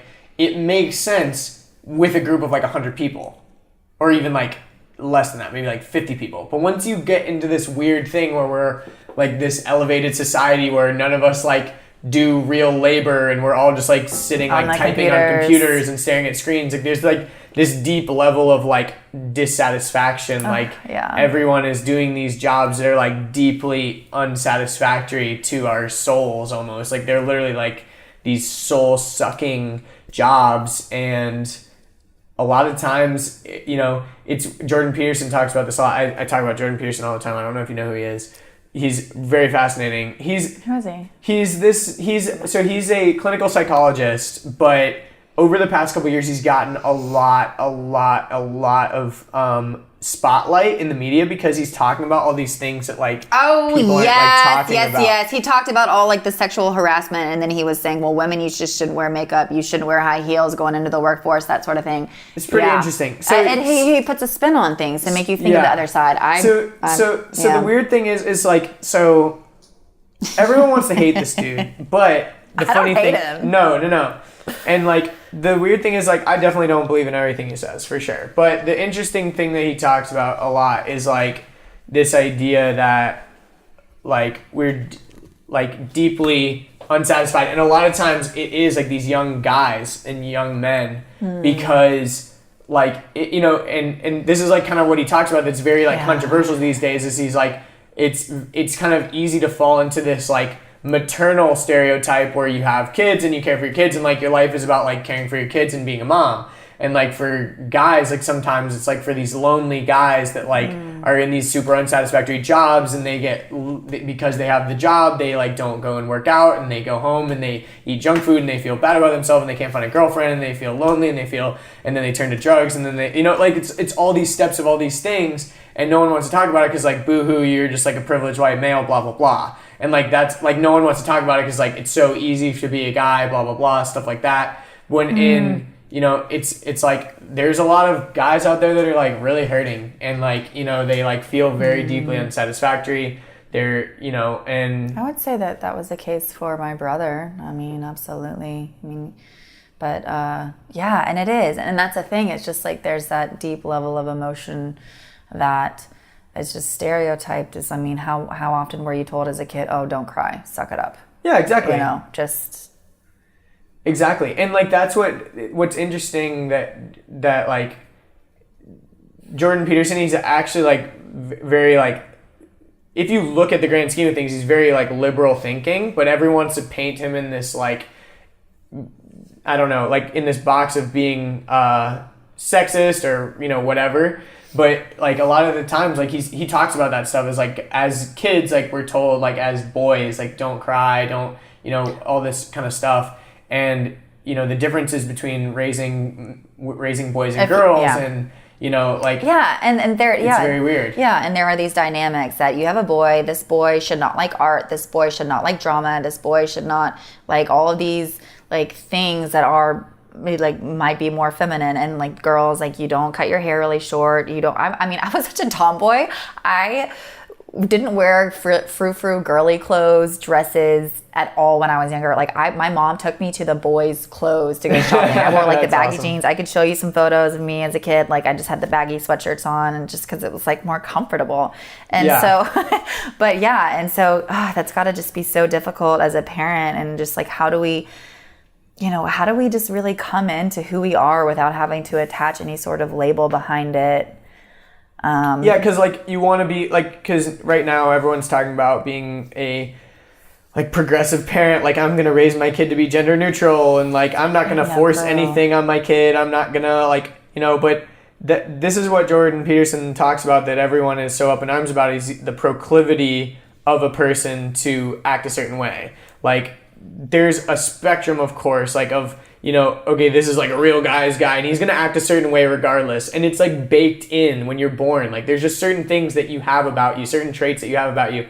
If you're around kids, I was an au pair when I was living in Italy and Spain. So I was, that's why I was living there. About you. Yeah. I love that. So when I was an au pair, it was very fascinating because I could see things about these kids that were if the parents are listening, sorry. But I could see things about them that were definitely traits that were passed on by their parents that were negative.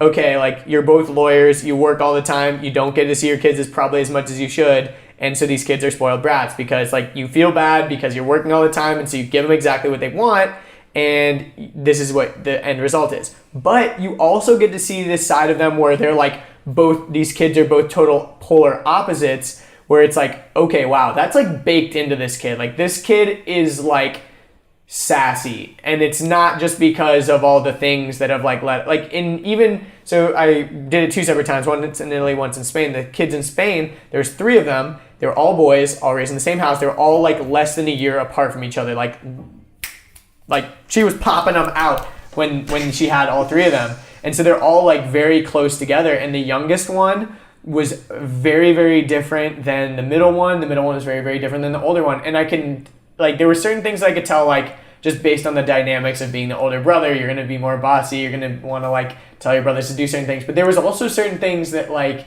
you could just tell were, like, okay, wow, this kid is, like this. You know what I mean? It wasn't, like, caused by anything. And that's weird to even say, but you know what I mean? There's certain things that are baked into you, like in your DNA or however you want to like say that, you know, it's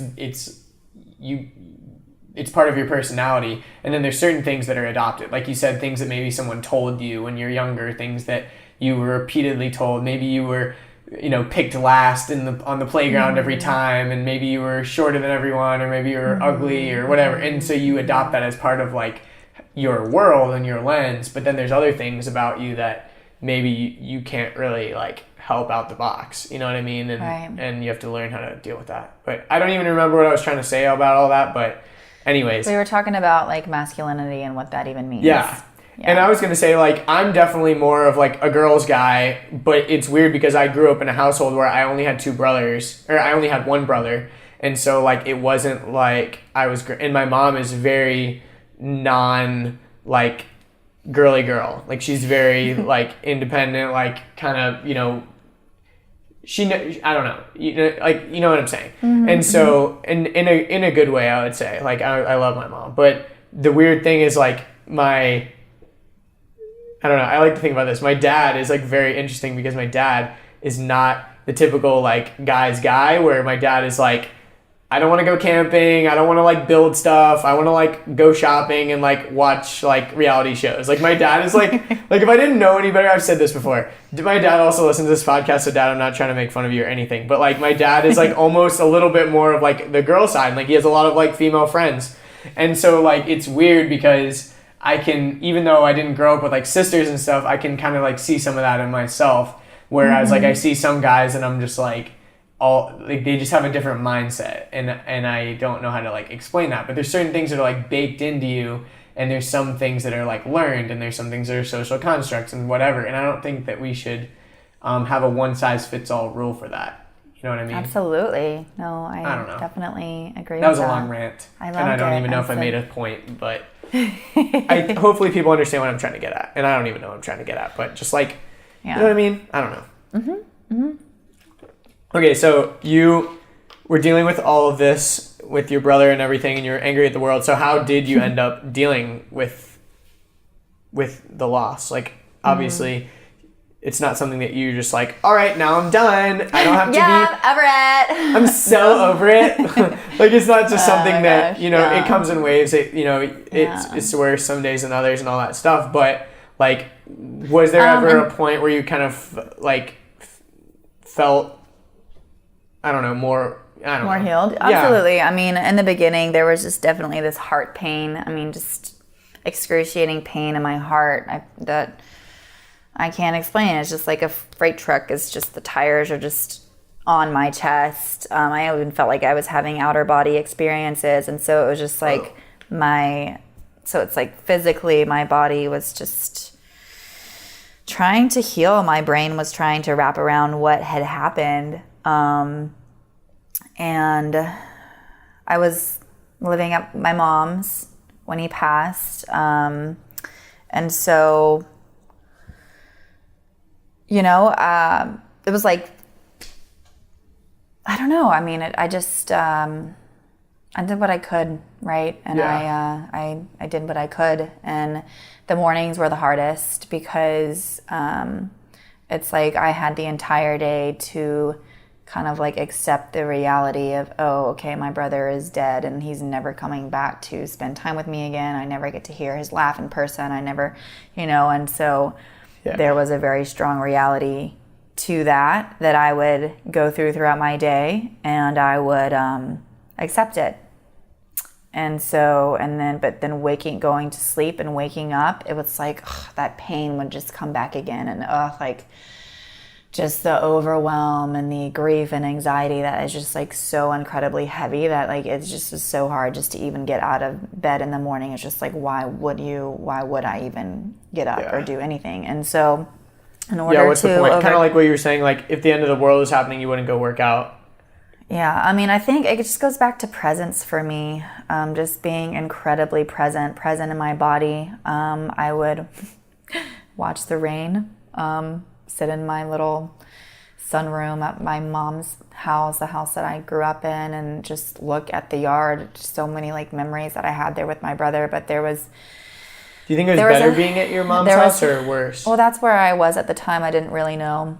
Yeah. That's just where I was. So, and just watching the rain, there was just something beautiful about like how constant it was and just the steadiness of it.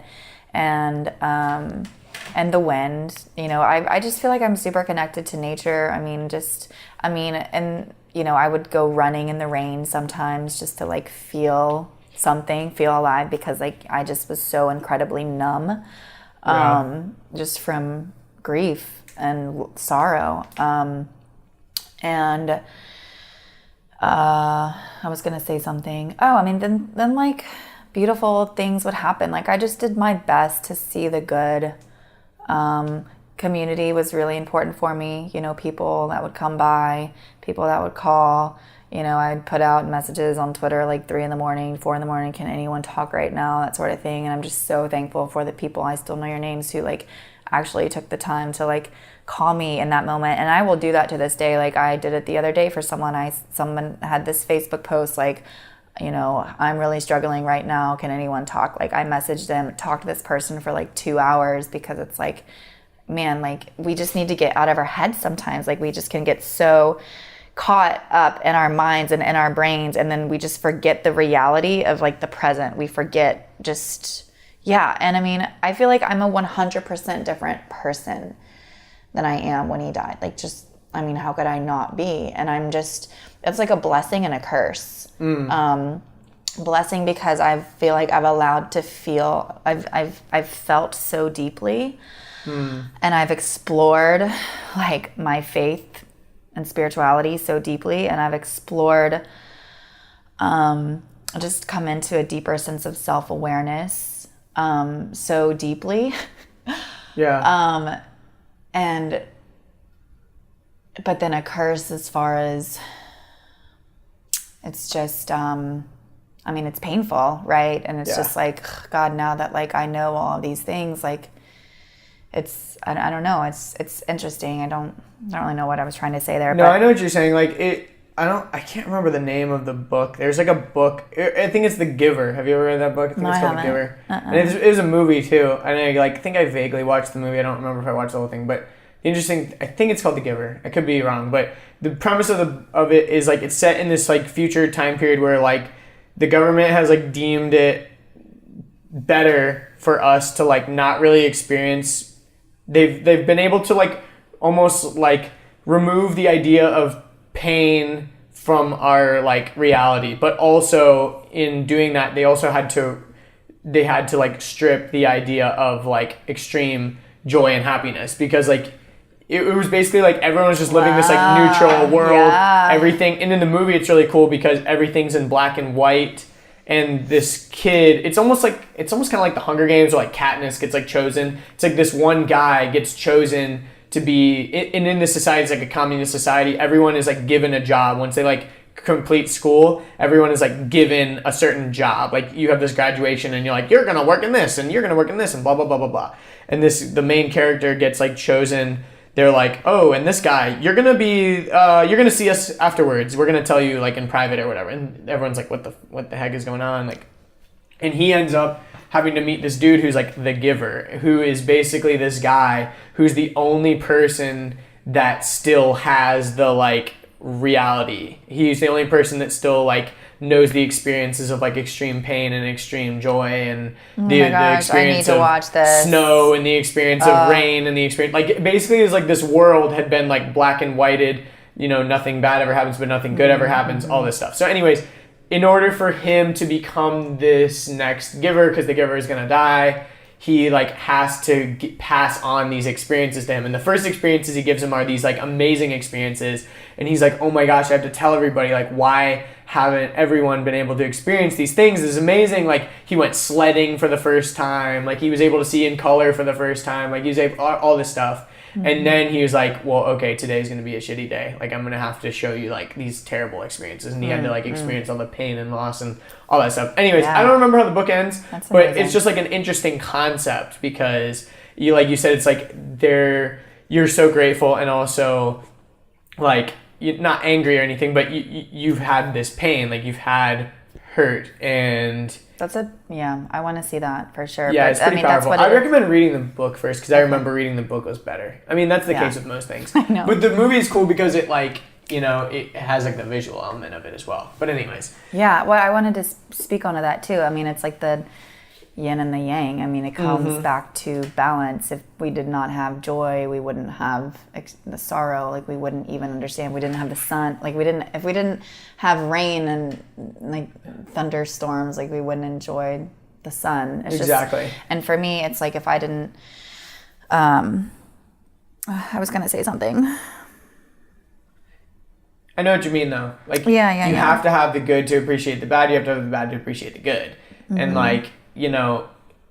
Oh, yeah. So it's just like, so what I've been noticing recently is, like, we're all going to die. Like, at the end of the day, like, we all die. It's very morbid, right? I mean, but it's obviously like, not me. But, and so. First time hearing this. And so many people, like loss is inevitable. Loss is who we are, you know? And so I think for me, it was just coming into this place of accepting what's happened. And so how do I know at the end of the day that my brother's death wasn't a good thing? Why is it so wired in my brain? And I'd say it's due to culture that we grew up in. Why is it so bad that he died? Because it inflicted pain on me? That's how fucking selfish is that? That's selfish at the end of the day. Totally. You know what? Because I think I'm at a point now where I'm able to look at his death, and I do see it as a gift. Like, I feel like that is a gift that he gave to me.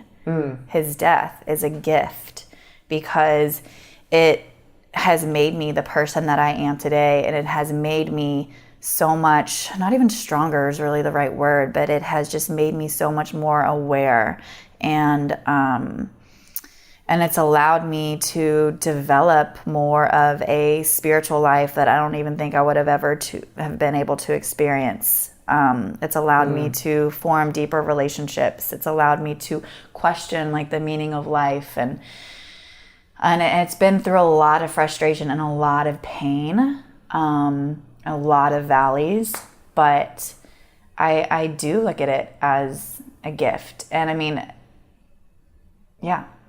No, I'm with you. Yeah, like, I totally understand that too, because a lot of listening to podcasts and stuff, like, I've heard a lot of, like, crazy stories of stuff, like people that were soldiers and stuff, and a lot of people in the military talk about their experience in combat and stuff, like, actually fondly, even if they, like, lost friends or, you know, all that stuff, because it's like they went through this, like, such shitty time together that it was, like, almost, it was, like, amazing. Like, it was, like, the most meaningful thing that ever happened to them. It makes you see the world differently. Yeah. And I feel like it gives you more of, like, a higher spiritual perspective of life, and allows you to love more deeply, to be more present, to just...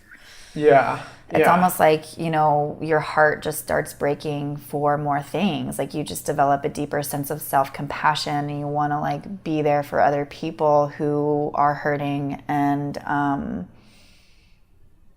you know, it's wild. Well, the other thing that you brought up that's interesting is, like, everyone's going to die. I mean, it's not that crazy of a concept, but at the same time, like, it kind of is. Like, we don't think about it that much. We never think about it. It's never on the brain. No, and it's not part of our culture to think about it. You know what I mean? Like, we don't like to think about it. We don't want to think about it. And I was listening to a podcast with this kid who found out that he was gonna die. He had cancer. or no, yeah, I think it was cancer. It was something where basically the doctors gave him like a year or whatever. And he started this YouTube channel. There was like a bucket list thing where he was basically like, he made a bucket list and then they were going to make a YouTube channel and document like all this stuff that he was going to do before he died. Oh my gosh, that's so hard. Yeah. And the other thing was he needed, it wasn't a blood donor, it was like a plasma donor or something. What's the thing? Bone marrow donor or something like that. It was basically this thing where he needed like this one exact match because blood, like I think it was bone marrow or something, where you need like a very, very, very specific match. It's not like finding a person with the same blood type as you. It's like you've got to have all these weird little like pluses and minuses like lined up. Like all these weird little things have to line up. And most of the time, like a family member is your best bet, but sometimes it doesn't work. And because your body will like ultimately reject the new stuff. And the crazy thing was, I actually heard recently, because of like the YouTube channel and all the awareness that he created around like people putting themselves in this like database where they could like put what their like thing is, he was able to like find a match, which is insane. But the crazy thing is like on this podcast they were talking about like he was able to do all these things that he was grateful for the fact that he got cancer or whatever, because like I've been able to experience more in these past like 5 months than I would probably experience in the next like 10 years. And like, yeah, of course, like, you know, I've done a lot of, you know, like he dropped out of college and stuff, but like, what's the point? You know what I mean? If it's like, you're going to die in 3 years, then what's the point of going to college? Like, what's the point of all this stuff? And yeah, I know. And it's like a blessing and a curse, because it's like, knowing when you're gonna die is a blessing and a curse, because for the rest of us, we're kind of just like hoping for the best. Like I'm like planning for the future, and then but on your deathbed, you're never gonna be like, damn, I wish I wouldn't have like worked out so much because I probably could have been doing this or whatever. Spend 3,000 hours at the gym. Yeah, like that'd be fascinating to have a breakdown of like what you did in your life. Yeah, like, if you're on your dude, deathbed. I watched so much YouTube videos. I could have been like a professional athlete or something. You know what I mean? That'd be so interesting. No, but that's the weird thing that's happening with technology now. Like on the new iOS update and like the new Android stuff, it's all this like people are calling it like time well spent, and it's all these analytics. You can actually choose, like in the new iPhone software, you can choose to limit your usage of certain apps to a certain amount of hours per day. You can choose to like get a like weekly report and all this stuff. I think it's so great. It's helping us come back to ourselves. Yeah, because it's like the pendulum swinging, right? It's like where can we take the technology, and then where should we take the technology, and the pendulum swings back. You know what I mean? Yeah. It's like, and that stuff fascinates me. That's why I loved my conversation with Arden, like the one that I was just talking about a little bit ago. It was like deeply fascinating for me. I could have talked to her for like 20 hours. Like, she's amazing. But anyways, like, you know, the Apple Watch, is it cool? Yes. Is it cool that I can see the text message on my wrist? Is it cool that I can like walkie-talkie people and like talk to someone on my wrist? It is so dope. Like, that is insane. Imagine people 20 years ago even imagining that as a real thing. I know. But should we be so connected that we can see everything on our wrist? Should we be so interrupted in our daily life that we see the text message? Should we be able to get away? Should we be, you know, and that's where all this stuff is coming in. I think that technology companies are having to answer to a lot of that stuff because we've given them so much control over our life. Now we're kind of like, yo, how much control do you actually have, and what are you doing to help us regain that control? And I think that's where a lot of companies are having to put in these kind of like safeguards so that they can't ever be like, yo, we tried to like help you guys, you know, like and I think that's, I mean, a lot of it is that part of like this epidemic of, we can feel it, I think, in our culture. Like, there's a lot of pain, there's a lot of hurt happening in our culture, because I think that, you know, people are having this like deep sense of like confusion and deep sense of like longing for purpose that we don't have. And I think that a big part of that is like comparing ourselves constantly to people on social media, looking at people's lives on the internet that are so much better than ours and comparing them to ourselves, and, you know, all that kind of stuff. And like, again, like looking at the people that are putting themselves out there on the internet, making all this money, like showing off what they do, but having this deep sense of like no purpose, because at the end of the day, all they're doing is just like documenting their life of extravagance or whatever. Like, what kind of actual value is that bringing to the world? You know, it's just very fascinating. And and everyone is just so different. And I think at the end of the day, it just comes down to like, what do you place your worth and your value in? It's very true. Yeah. I mean, because I fucking went on the Instagram and I looked up, and there are so many accounts that I could go to that I would know, okay, I'm not going to feel good about myself when I'm done looking at these. And so it's just knowing being aware of that and being aware of it and recognizing that will, like, that's the first shift, right? I feel like that's what I teach my clients is like, if you're unaware of what's making you so unhappy, or if you're unaware of what even makes you happy to begin with, like, yes, of course you're going to be confused. Of course you're going to be lost. So it's just like the thing that I teach people the most is just observance, like becoming more self-aware. So true. I'm glad you said that, because it's so true. Like, even because I think a lot of people, they do that, like they're constantly comparing themselves, but they don't realize like, oh, this is why I'm feeling bad about myself, because I'm comparing myself to this person or whatever it might be.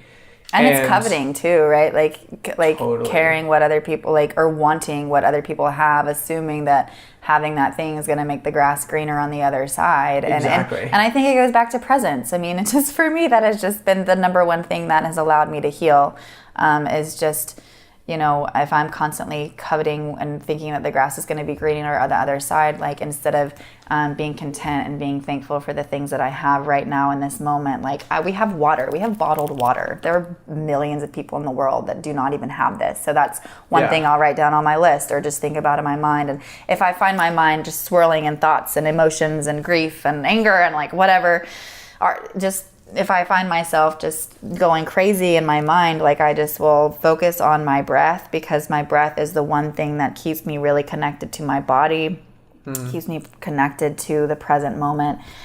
And then, you know, I notice the things that I do have in the room, or just, and find a way to like step into a deeper sense of gratitude. And I mean, that it helps me at times to kind of shift that perspective, and to not let that other side of me that's in there, that's my ego. It's wanting to like be better, to like, oh, why don't I have this yet? Why am I not here yet in my career? Why am I not married? You know, why don't I have kids yet? Just, I mean, there are like so many things that we can compare ourselves to.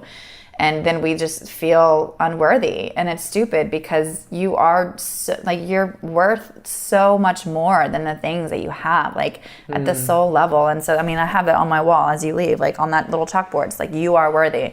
My friend wrote that for me.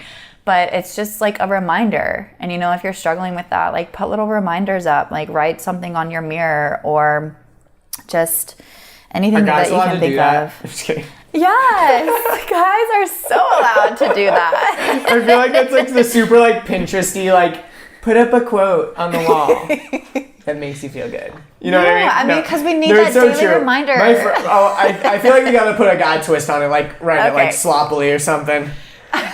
This is gay. I can't be looking at get a tattoo. Yeah. It's a reminder of myself every day when I look at my bicep. My tree tattoo is, I gotta stay rooted, bro. I gotta stay hella rooted, bro.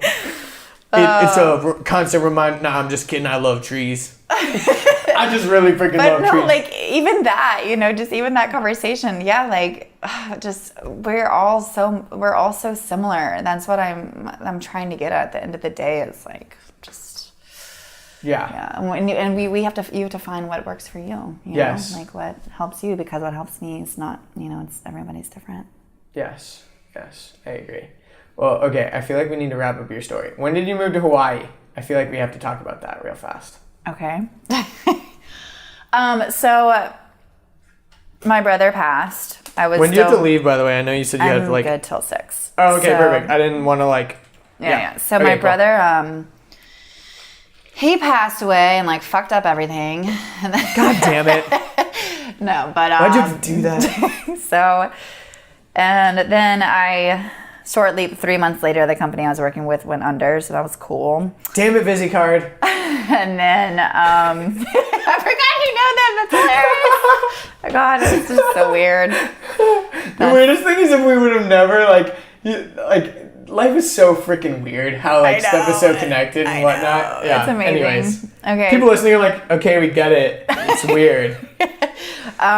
So then I started working in radio for a little bit. I worked at Star 94, and then I just was so unhappy on the inside. Just so sad. I couldn't find meaning in anything. I just was I just was super depressed, and I just wasn't myself. I wasn't seeing clearly. But then again, like, I wasn't really happy in my role at this job. I didn't, so I decided to leave, and I went to Hawaii. So I found this program. It's called A Voice for the Voiceless. And I was really attracted to it. It was the photography and film school. And it was through a larger missions organization. But it was headquartered in Hawaii. And so it was 3 months of lectures and learning, and then 3 months of outreach. So I moved to Hawaii, and that was such an amazing experience. It was really scary. Oh my God, it was so scary, because I quit my job, not even knowing that this was what I was going to do. I just quit. And my mom was like begging me to get my job back, and it was just like this awful thing. Like, I just shed so many tears over that. I had so much fear around it. And parents are weird like that, where like, I think it's becoming destigmatized of like this being unhappy. Like, because I feel like the previous generation, it was kind of like, suck it up. Like, life is hard, shit sucks. Like, do your shitty job and get on with it. You got to provide for your family. You got to like make money. You got to like, and I think our like younger generation is more like, but I don't feel happy at this job, so I need to quit. But then they're like, what are you gonna do for money though? You have to like be realistic. You know what I mean? It's like such a millennial thing. Like, I just want to quit my job. And I know. No, but I'm totally the same way. Like, I've totally done that too. I'm gonna like go be an au pair. Yeah. Yeah. No, but so you quit your job, yeah. and then you figured out that you could go to Hawaii for this film and photography school. Yeah, and like the whole money situation ended up working out. I ended up having like exact amount of money to pay for it that I had like had from college, and anyways, so I thanks, VisiCard. I'm just kidding. Oh my God, no. So I don't know. I don't know why I'm like rambling. VisiCard references as I can. R.I.P. VisiCard. Oh my God. If anyone from VisiCard is listening to this, it's going to be the funniest thing of all time. But anyways. Okay, so I just moved out there. So you just moved out there. Super scary. You didn't know what you were doing. Right. I mean, yeah. So I was joining this program, but it was a very healing experience, because I met people from all over the world. And that's super important. I like find that to be extremely important. Yeah, because everyone had their own different perspective, and it was a missions organization, so it was faith-based. It was a Christian organization that I was with, so it was like every week we had a different speaker that would come and speak off on a different topic, such as forgiveness, relationships, and so like I learned a lot about myself, and it was by the ocean, and I mean every day was an adventure there, and yeah, like I'm grateful that I had that experience. And to people who like can't do that, I think that if you can just find a way to do some sort of retreat for yourself or some type of self-care, anything, whether walkabout. Yeah, just like find a way to be in nature and community. That was like a massive healing aspect for me too, was the community there. So I lived in a room of 8 other girls from like, everyone was from a different place, like England, China, Korea, Japan, Guatemala, but and then other parts of the U.S. And we were all sharing one bathroom, and I was on a twin bunk bed, and it was just, and I mean, there was no room sounds for. Like I'm not joking. That sounds so awesome. Yeah, like, it was amazing to get like to that kind of like primal sort of weirdness. Yeah, and so I mean. And so I was learning film and photography, and it was awesome. And then, so it was 3 months of lecture, and I learned more just about what was going on in the world as far as different social injustices. That's the whole point of Voice for the Voiceless. I mean, is to raise awareness of different social injustices that are taking place throughout the world. So whether that be, I don't know, sex trafficking, child labor, anything. So my particular team, after the 3 months was up, we spent 3 months in Nepal, and we lived in we lived in a guest house while we were there, and we worked with an all-boys orphanage, and it was a great experience. I learned so much about myself. I'm really thankful that I had the opportunity to be with my team when I was there and explore a new culture and just connect more deeply with my spirituality. And then also just serve. God, service is huge. Can we just talk about that? That's another thing that really helped to heal my heart, is like, and getting out of the hell of our head, because I think that we live in a society that is so much me, like all the time. And so it's just... I sing that song every morning. When I get out of bed, that's just like my immediate reaction. Sorry. Yeah, and so... It's my favorite song. And I feel like that's when we're so depressed, because like we're not meant to just like do this like all alone, you know? And so like if we can like take time to do service opportunities. I mean, I feel so much better if I just did one the other day. It was really cool. It was an action day through a Polish ambassador. He's this DJ. I'm obsessed with him. He's amazing. And so every city that he performs in. He went to a thing the day afterwards. My friend got to meet him. Did you go to that? I did. Your friend was there? Yeah, my friend Hannah was there. Oh my God, cool. She's like I don't know how many people are there. She's like kind of tall with like curly blonde hair. Anyways. Okay, maybe I met her. Yeah, but so like I felt so much better just being there and working the land, and just it was just awesome. And so this program gave me the opportunity to go and serve, right? Just to really like just serve. And so we worked with all the boys in this orphanage, and they were each from a different village in Nepal, but they all lived at the orphanage in Kathmandu. And so we put together a video to help raise awareness for each of them, and also to help provide sponsorship money so that they could continue to go to school. And it was a really powerful experience. Number one was being in a third world country. I realized that there were certain things that I most certainly did not need, that I had, that was just like a necessity here, or we think that it's a necessity, but in all reality, it's luxury. Like electricity, and having heat in the buildings that we go to. And having like a million pairs of clothes. Yeah. That's a big one for me. Yeah, not having any holes in our shoes, or just like not having flushing toilets. Having transportation that comes up on time. So it's just like, I just felt like God was just weeding out all of these things in my spirit that was just like, okay, like you don't need this. And it was just like a true opportunity to become like fully dependent on God for like our everyday decisions that we had while we were there. And that was just really cool. And so, so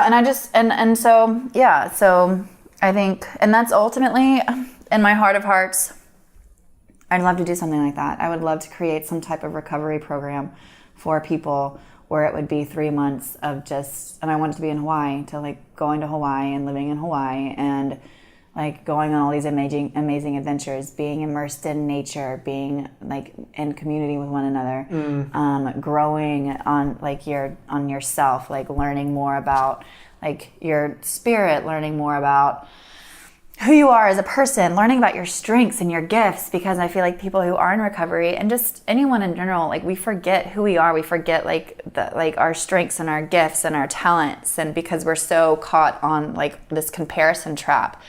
And so when we're, caught on that comparison trap, our spirit just slowly like dwindles away, and we forget like how powerful we are and how important we are for just being us.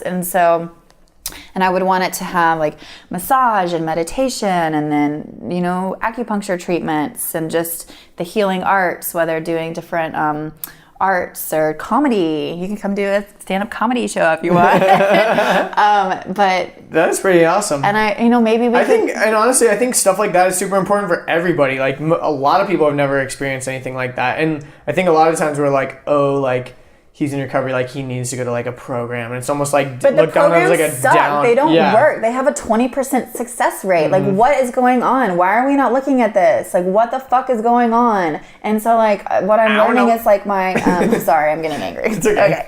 But don't get mad at me, Tori. I'm not running these organizations. I'm sorry. Okay. Yeah. No, I'm just kidding. I understand your frustration, because it's true. Like, what the fuck? But what we're failing these people. Yeah, what I'm learning in my classes, I'm learning a lot about behavior change, and there's a particular model that I'm learning about right now. It's called the trans-theoretical model of behavior change, and there's actually like different stages of behavior change that we go through, like from pre-contemplation to contemplation, to where you're like kind of thinking about changing, to preparation, how are you going to prepare to change, then to action, right, where you're actually making the change, and then maintenance. Well, I think the next one's maintenance. And so it's like these stages, but 90% of the recovery programs that are out there are focused on one stage, which is the action stage. So you have people coming into the recovery or detox sentence actually ever thought that about are not ready to act on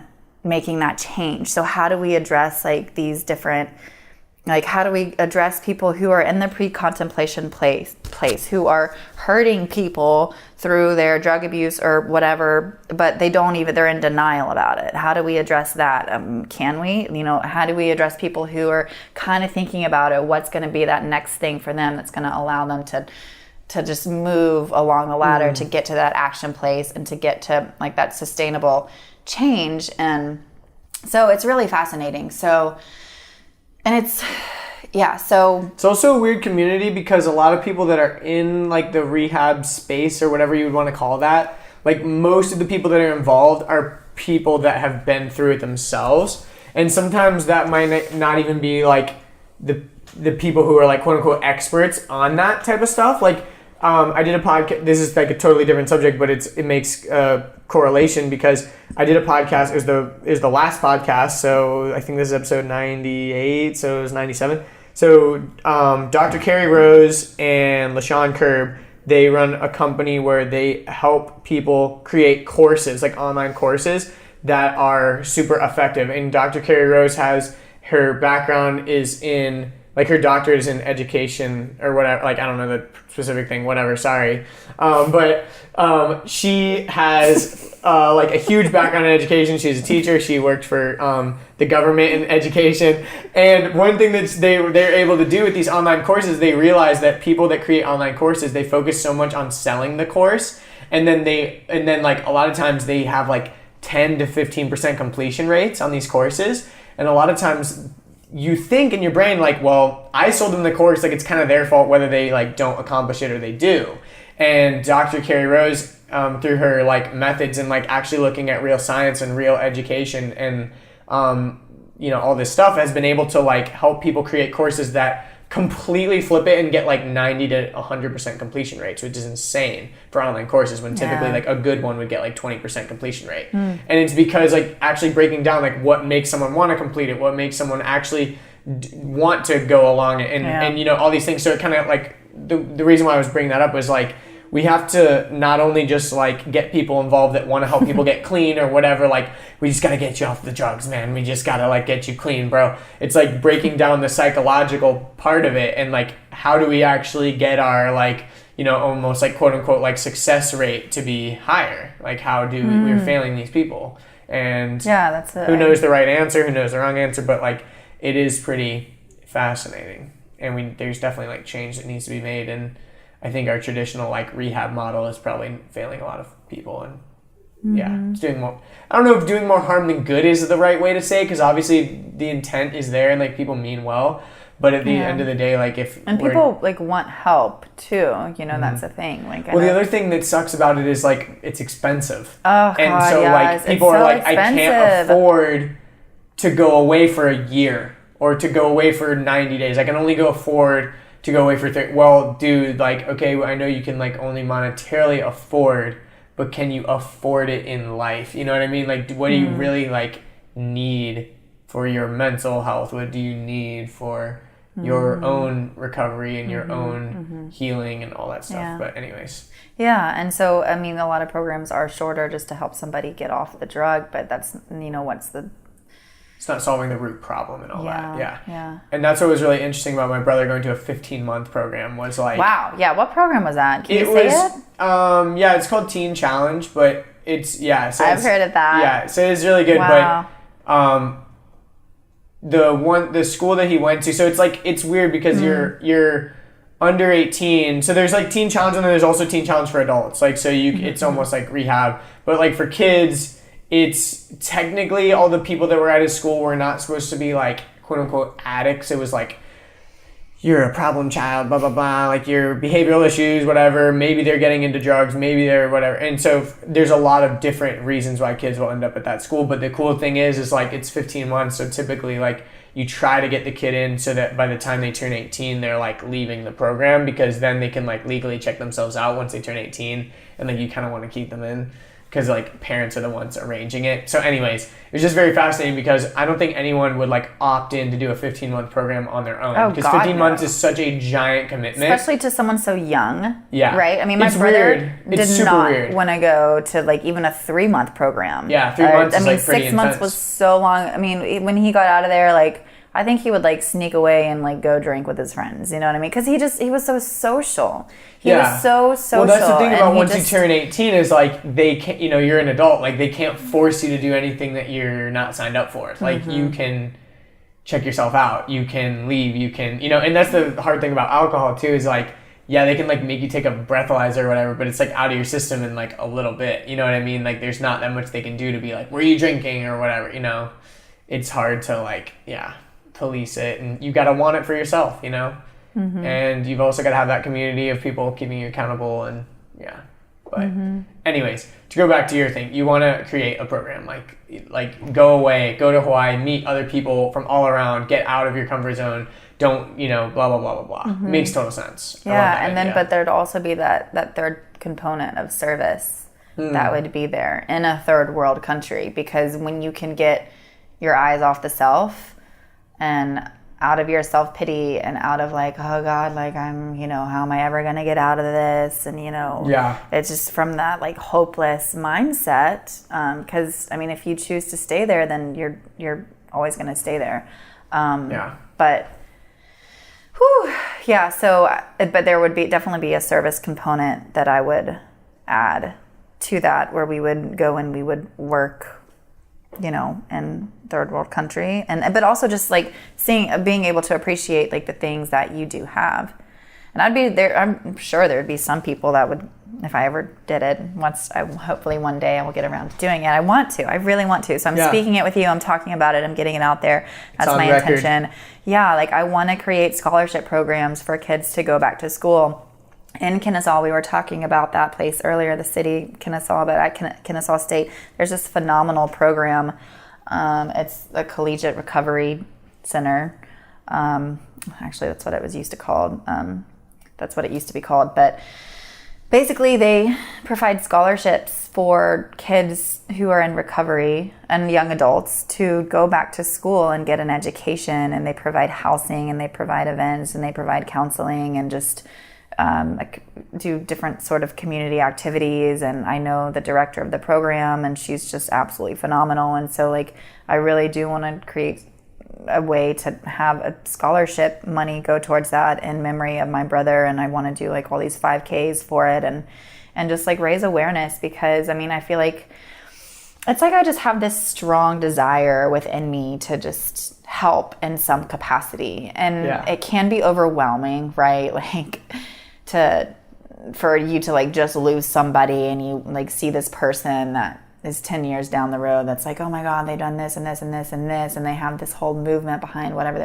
And that's the comparison thing, right? And that can overwhelm you. And then I know people who like are like, God, they just feel like shit because they're still in this particular stage of their grief where they're still grieving, and that's okay. But yeah, like I do want to do something. I feel like it would just like give me life, more life. And just like the more that I talk about it, even just talking about it with you, it's just helped me a lot. I feel so much better. Yeah. It's like podcast therapy. I'm sure you get that a lot. No, it's super fun. It's like therapy for me too, because I get to talk about stuff too. Yeah. It's fun. Yeah, and see so many different perspectives and new ways to overcome things. For sure. Well, if anyone's out there that wants to help Tori create this reality, where to find her. So I feel like we should wrap things up. So we've talked about a ton of things, but if people want to reach out to you, or they want to ask you questions, or they maybe they're dealing with something similar and they want to talk to you or whatever, where's the best place to follow you and reach out to you or ask you questions and plug all your stuff? Okay. I have a website. It's called torimadisonwellness.com.